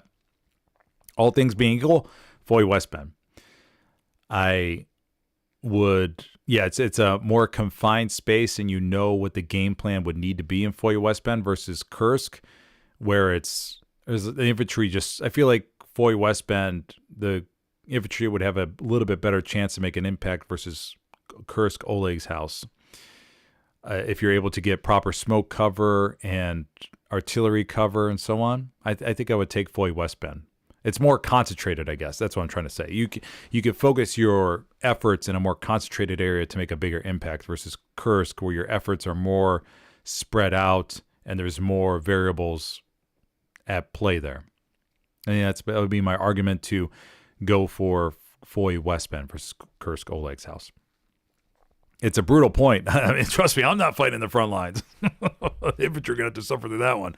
But you have I think it'd be easier to focus on and figure out what we needed to do on Foy West Bend versus Kursk Oleg's house. That's what I'm trying to say there. You are on the oh, sorry, I didn't read your second part. You are on the disadvantage side on both. Well, am I down 2-3 for the Axis on West Bend? And then I'm down 2-3 for the Soviets on Oleg's house, because Oleg's house, I think, is favored for the Axis, not for the Soviets, if I remember correctly, because of the little elevation changes and stuff for like opening truck snipes and everything. I still take Foy West Bend. Once again, just ability to concentrate your firepower and efforts to figure out what you needed to do. Less decisions to worry about, and you could have to make a few to figure out, okay, hey, can we crash tanks? That's another thing, too, that you see teams don't. So we take a look at Foy West Bend. Let's go back here. Bring up Foy West Bend. If you're down 2-3 as the Axis, your efforts, because at disadvantage, I mean, allies are going to have the advantage post-cap after on Foy West Bend, because you're going to be able to set up all this here and really push forward. At least in the Axis have such a limited area for where they could place their garrisons and everything. I don't want to create the wrong shapes. But the Axis have such a limited area where they could place their garrisons and outposts post-cap that the allies are able to... I mean, I see it on all these streams. The Axis they get the initial cap, of course, but then they get forced back and back and back, and then they lose the point. I don't think I have one stream where the Axis hold West Bend. I don't think I do. I don't think I have one single stream where the Axis hold West Bend. I don't think I do. I think every single time the Axis lose West Bend. Yeah, pretty sure. Pretty sure. But anyways, the allies are just able to get much more firepower and everywhere. But back to my point to answer the question is for crashing tanks, if I was down 2-3 on West Bend for the Axis, I would make sure my tanks know what, obviously, the positions to choose, and AT guns get placed. I mean, that's another thing on Foy. You got to get AT guns too many times. That's on Foy, for the newer teams especially, they struggle to get AT guns up, man. These tanks are literally sitting wide out in the open. Wide out in the open. I mean, just fresh targets for AT guns, but no AT guns are getting placed. And the tanks just beat the living hell out of the infantry. Over and over again, they beat them up, and no AT guns are being built. And the tanks just do whatever they want. It's really sad to see. But anyways, Foy West Bend, you're down 2-3. You're going to build some AT guns. Let's say these are AT guns. Well, I don't like that AT gun symbol. Let's use Scratch Sketch really suffers with the symbols here. Let me use the question mark as AT guns. So let's say we build AT guns back here. You're pumping them on West Bend. You combine your armor crews. You got 2 heavies now. So you have 2 heavies in position. I don't know where they would be. Maybe like right here and right there. Getting ready. Locking down West Bend. The allies, of course, are going to have their tanks and everything. But you combine those AT guns and your heavies, and you send like a medium now. You just maybe rush 1 or 2 mediums. You maximize tanks. I don't care if they're 1-person tanks, 2-person tanks. But you get those going. You take your mediums and you rush on forward. Just push straight ahead with the cover of AT guns and the heavies. And you go into the concentrated hard cap, because if it's a concentrated area, the enemy's points for setting up outposts and garrisons are going to be very limited. And you rush them on forward. Just keep going as far as you can go with maybe 1 medium or 2 mediums. And you just keep going, driving through the hard cap, splashing, whatever you need to do. It's just to cause chaos and wipe enemy spawn points. And then your infantry can use, hopefully, all that with the cover of smoke, artillery, commander, bombing run, all that kind of good stuff to push on forward into West Bend. That's my sort of philosophy when it comes to those really difficult points to recapture, because the infantry are struggling. You got to maximize the amount of firepower available. Even if it's just solo tanks, like I said, solo tanks, double tanks, bombing run, strafing run, precision strike. Use all that in unison for your attack. There's too many times where I see the precision strike used at one point, and then the bombing run used it's on cooldown. Then they'll attack after a few minutes, and the strafe run is used, but it's just not all used in unison.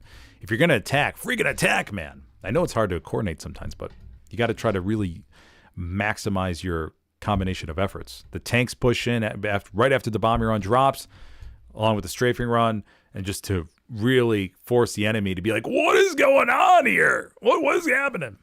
That's what you're shooting for.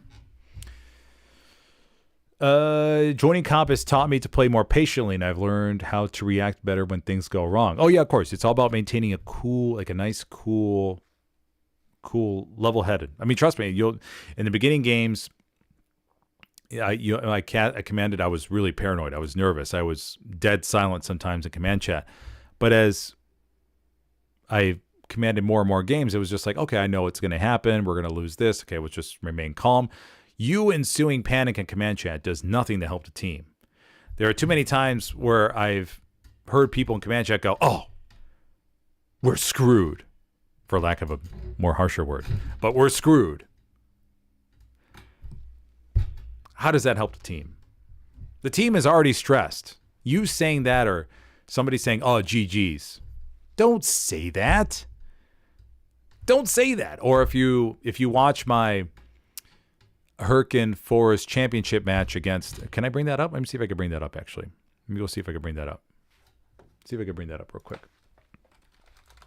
I'll show you a prime example of what not to do. Let me go into my content. Let me go to GXV. Commander POV. Yeah, here we go. This is it. Okay, here's a good match to watch. All right, boys, you know what to do? This is back when I had my old mic. Listen to this opening.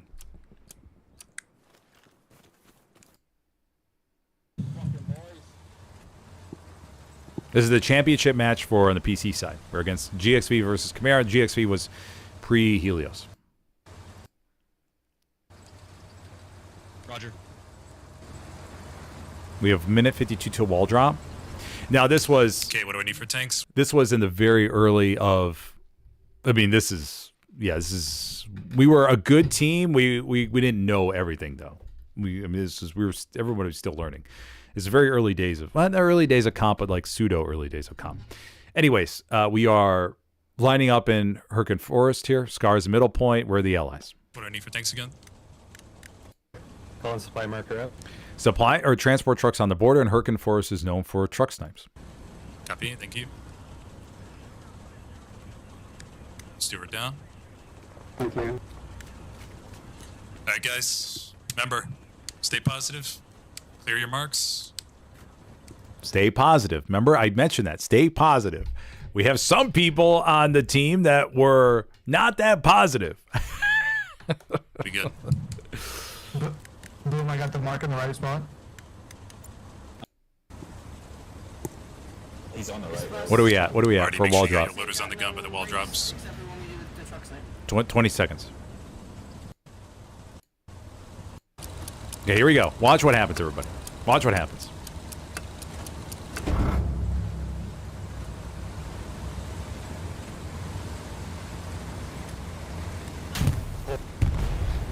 White's down, white's down. White tent is down, and 3 comes.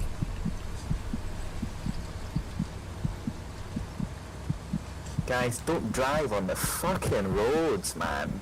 Should have learned that fucking competitive boot camp. Chill. There's nothing we can do about it now. That's what I'm talking about. You don't want to have that in command chat. You really don't.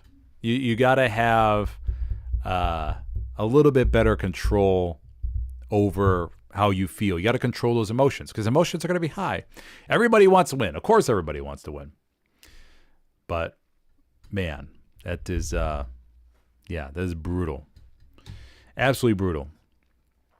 You got to remain calm. Number one thing is remain calm, assess the map situation, and figure out what is going on.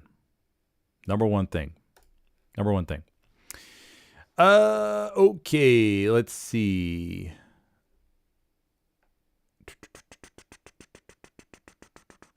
Mikey says, I choose neither because most maps are ass. Yeah, exactly.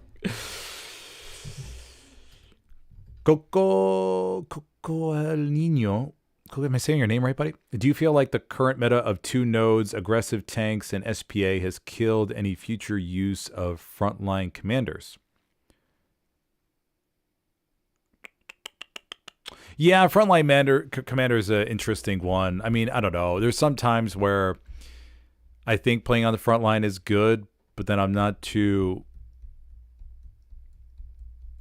Yeah, I don't know. It's sort of beneficial sometimes to get a feel for things. In 30s, it's much more possible because 30s, you could be a much more active commander. But in 49s, man, there's too many times where freaking MG picks me off from out of nowhere. You can watch my Helios versus Greyhound match on SME from a commander POV standpoint.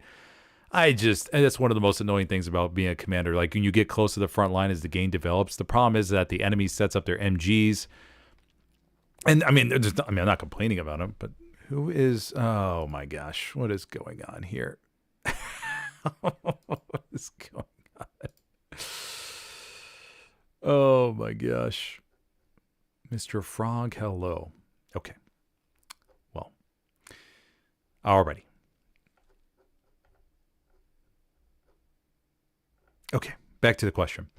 We have, so playing frontline commander can be really rough because you're dealing with the enemies and they're setting up MGs. They have in various good spots and they can see forever and ever, especially on the PC side where the MGs have so much more advantages for seeing in long distance. And I've gotten, especially long range AT guns like on maps like Kharkov. I don't know. I mean, frontline commander is really rough and really good against really good 49 teams. You're getting sniped out of the supply truck. You're able to move around in certain maps a little bit easier, but it's rough. Most of the time I'm just finding a nice cozy spot so I can focus on the map and seeing what needs to be adjusted. Now in pub matches, of course, that's going to change because you got to be just going everywhere, I feel like, in a pub match.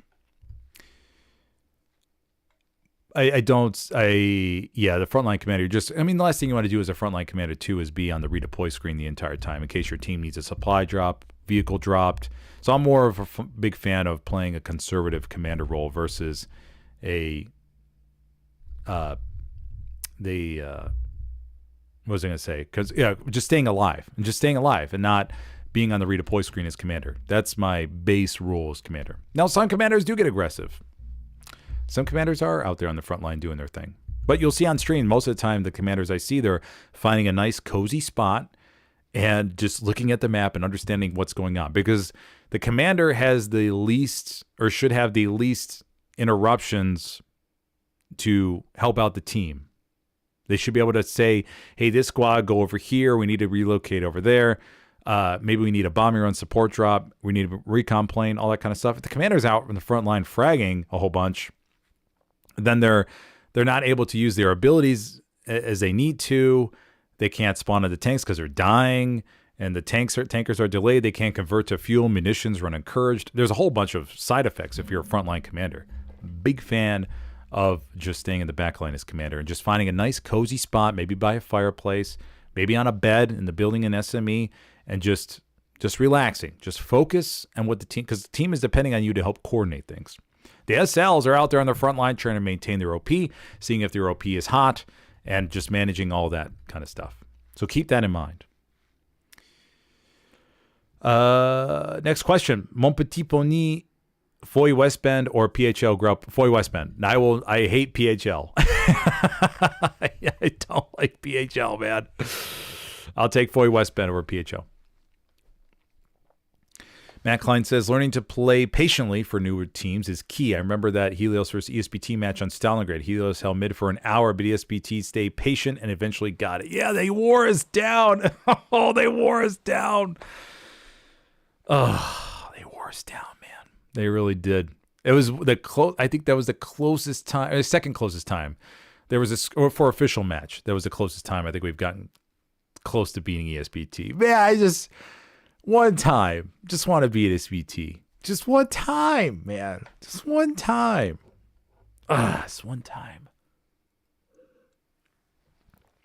One time. Just beat them. Just one time. The Stalingrad was a fun match, though. It sure was. Are we going to see a live beta test of Vietnam? I hope so. Hope so. That'd be cool. It'd be cool to stream that. I gotta figure out how to get on the in with that. I applied to become a war correspondent, but I haven't heard back.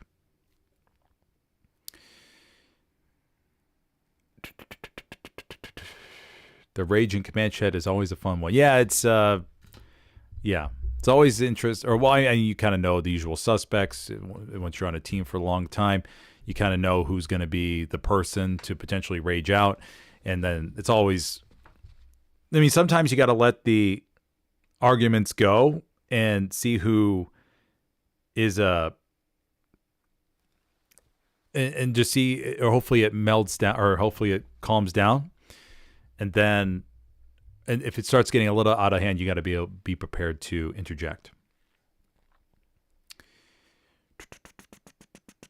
Commander should play defense 99% of the time, manage the garrison network, and making calls for his ability. Yeah, 100%. Yep.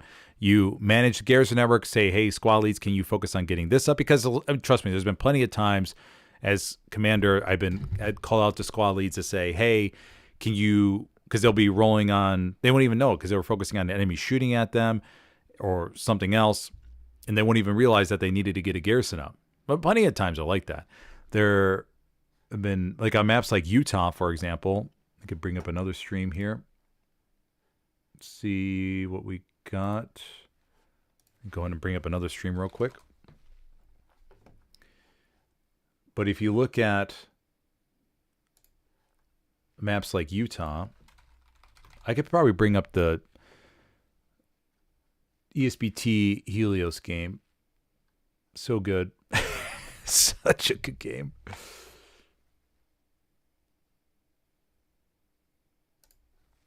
Yeah, if you ever want to watch like a really good game, highly recommend checking out Good this luck, one everyone. here.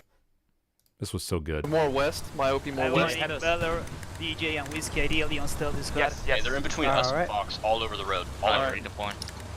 They want me to move myopia more west, so we're going to try to reflank Crossroads. Okay, so this was ESBT versus Helios on Utah. Very, very good matchup. I think it's my #1 most viewed video. It's that good.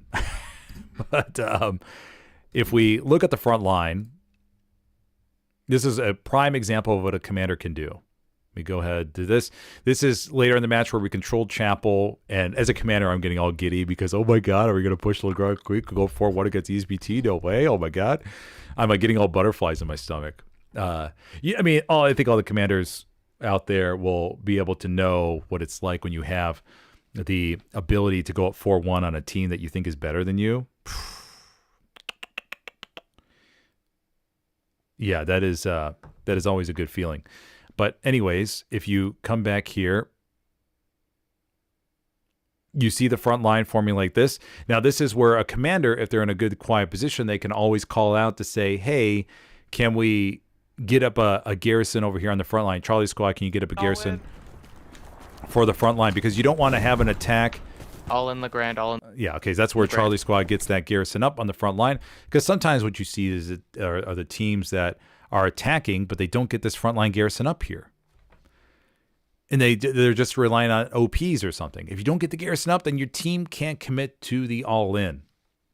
That's what makes it sort of unfortunate when I see on streams is that the attack will die down because they don't get the frontline garrison up. And then it just, it doesn't work out because they don't have enough manpower. They can't commit to it. So this is something that the commander could do by sticking in the back line. They can help coordinate that to say, hey, Charlie, can you run back 20 meters and get that garrison up so we have something to go off on. Bombing run coming in over the ground on the south side, the west side.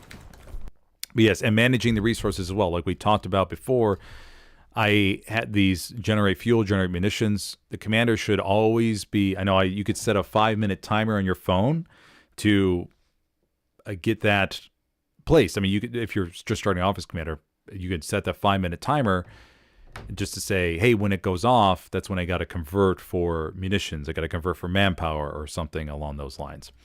That's a little trick of the trade, because every 5 minutes it's either you're converting for fuel, munitions, or maybe not so much fuel these from the latest updates, but you're running encouraged. Every 5 minutes you're doing something. You're doing something every 5 minutes. You could check your abilities to make sure that's okay. Because before I did that, there were plenty of times where I would be in the thick of, I would be maybe defending the middle point. It'd be going crazy, and I would not be, I would be distracted, and I wouldn't be converting. And that's where it would be, just sort of chaotic. And we lose out on potential munitions generations or something like that. But anyways, like I was saying before, sticking in the back line as commander in order to just understand the situation, what resources you need, what garrisons need to be built, what outposts need to be moved somewhere else. If you're as commander and you're on the defense, for example, if I can go back in time and go back to this ESPT match, they ended up recapping Lagon Creek, and we had a gap here. I'll never forget this gap as long as I live. It's funny how matches will stick in your mind. The mistakes. It's not the wins, it's the losses that are embedded in your mind. But one of the main reasons why we lost this match was ESPT got a garrison up in this little gap right here. I forgot who it was on ESPT side. I think it could have been, I forgot who it was. Somebody in chat may remember. But anyways, there was somebody on the ESPT side that got the garrison up in this little part and was able to leak a whole bunch of bodies from the north. And they were, but from a commander standpoint, when you're in the back line, I was setting up more garrisons and doing all that, but I would have liked to shift a OP over here to cover this gap to help monitor that. Unfortunately, teams make the mistake of seeing their radar network and thinking, okay, that's good enough. But you got to remember that the radar network doesn't guarantee that the enemy doesn't spawn there. And yeah, fear not. Yes, Mikey. Yes, fear not. I knew it was in an F. I knew it was with an F, but I couldn't remember exactly what it was. But yeah, it was fear not. But there was another game where we had the assumption that the garrison network was fine. Let me go ahead and bring up this one here. Go back, and it was the Helios versus 82 AT game. I don't understand why it doesn't let me go back here and go to my channel. But you may have the assumption that your garrison network is okay, but the enemy can sneak on through. Here's a really good example. So this was on SMDM Pierce Farm, and you can have a backline play happen just like this. So we thought we had a very good garrison and radar network, but 82 AD has some sly fellas on their time. Yeah, the losses make you rethink your existence. Exactly. Yeah, 100%. So we had OPs and stuff in the backline and everything. We thought we were all covered and good to go. But this is a mistake that I made it. A whole bunch of teams make. But you think the OP and garrison network will help cover your backline and you'll be good to go. However, the enemy can find a little spot to slip through, man. And they will sneak through and they'll put up a garrison in between there. Just because you have OPs and garrisons in that area doesn't mean that the enemy won't be able to put up a garrison there. The enemies or the outposts and garrisons don't lock the enemy garrison. The blueberries do. In this case, we had no blueberries within a 100-meter radius, and they were able to sneak through a garrison over here in this corner, or right in between all this. We had more OPs and garrisons here, but they were able to sneak one through and spawn bomb us on the back line. We had people roaming about, but they just managed to find a little gap in between there to put up something, which led us to almost losing Pierre's Farm. But yes, as Mikey mentioned, fear not on ESPT was the backline Schneekeroony fella that was able to get through here. Or not through this one, but on the match on Utah, which ended up losing, or ended up causing us to lose the match. That's what I'm trying to say. Yeah, those are the types of things as commander you can help figure out where are our gaps. And once again, not frontline fragging. You don't want to do that. You're not out there on the front line. You're not in the game to become out. The commander is never going to be the number one fragger. If the commander is the number one fragger, then you have something wrong in your team. Yeah, that shouldn't be it. The commander should be evaluating the map, what needs to be adjusted, the resource management, and listening to command chat, really listening really listening closely as far as who is saying what, understanding who they can ignore, not necessarily ignore, but what they don't need to focus on too much, and they can focus on the other things that needed throughout the game. But it's oh so big. It's oh so big. That's a very solid question. Very solid question. Now in Vietnam with the commanders, who knows what's going to happen? I'm assuming it's going to be the same as far as the commander needs to focus, but I wish the commander would get some type of outpost for themselves, like commander OP, maybe, I don't know, maybe something with the choppers a little bit.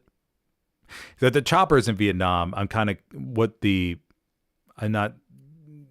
not too sure what the advantage how OP they're going to make it as far as, okay, can the chopper fly off into the distance and then the squad leads can jump out and then get their outposts up, and it's almost like an instant airhead.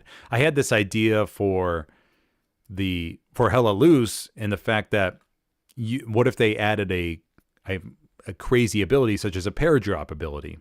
If you add a paradrop ability, by that I mean let's say it costs 600 manpower, and you're able to select a squad here, and the commander can say, okay, I choose Roger Squad. Roger Squad immediately is sent to like a immediate redeploy screen or something, and then the plane will fly above. You choose where you want the airhead ability or the paradrop ability to fly over.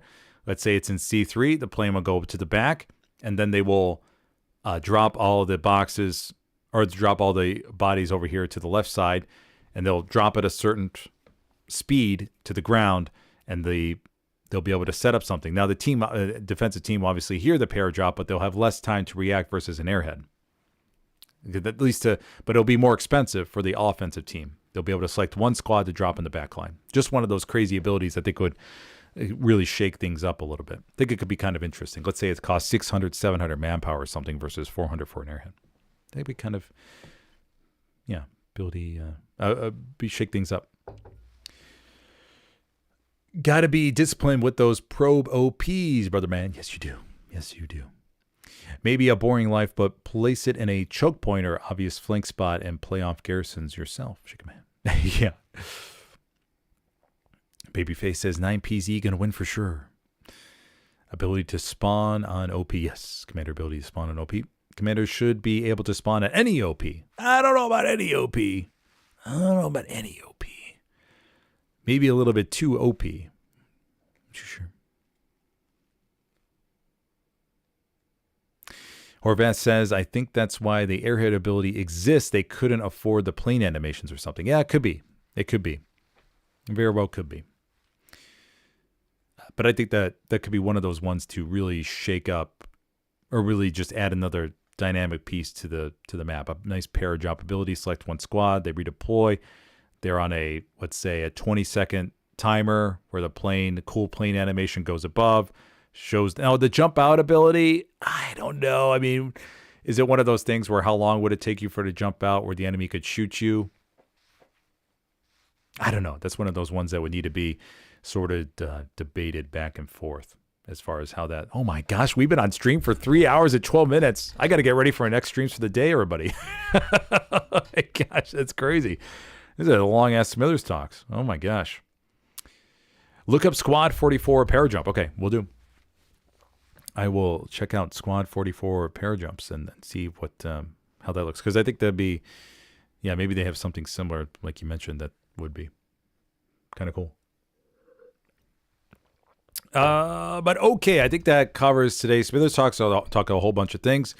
But if you have any questions, go to drop them in chat. Of course, I'll have the other streams later today. We have USA and Canada versus Germany for the World Cup on console. And then we have 9th Panzer Division versus MSU tonight for that one. So we'll have 2 streams today. Yeah, just 2 streams. Yeah, just 2 streams. And then tomorrow we have 2 as well, I think. So it's, a very small weekend. Not that many to fill in the gaps. There are a lot of streams. What the problem is with streaming is that a lot of teams play at the exact same time, which obviously, doesn't work out too well. But we'll see. We'll see how things develop. Mon Petit Pony says, where's Smitty? We got to find him. Oh, boy. Got to break out that personality again for some of these videos. You know, what's funny is that for the videos, for the pre-stream videos that I did, most of the time it's literally I'm recording it right before game time and I'm rendering it and getting it all ready to go. And it's, I mean, like for the Taco versus Legion final, I was rendering, or yeah, Taco versus Legion final, I was rendering that pre-game video about 15 minutes before match time. I was literally rendering it because sometimes you get errors, you have multiple retakes, you mess up the script, you wanted to say something else, you wanted to add in this, and it comes down to, getting that, fine-tuning it, and it literally comes down to game time. Pretty crazy.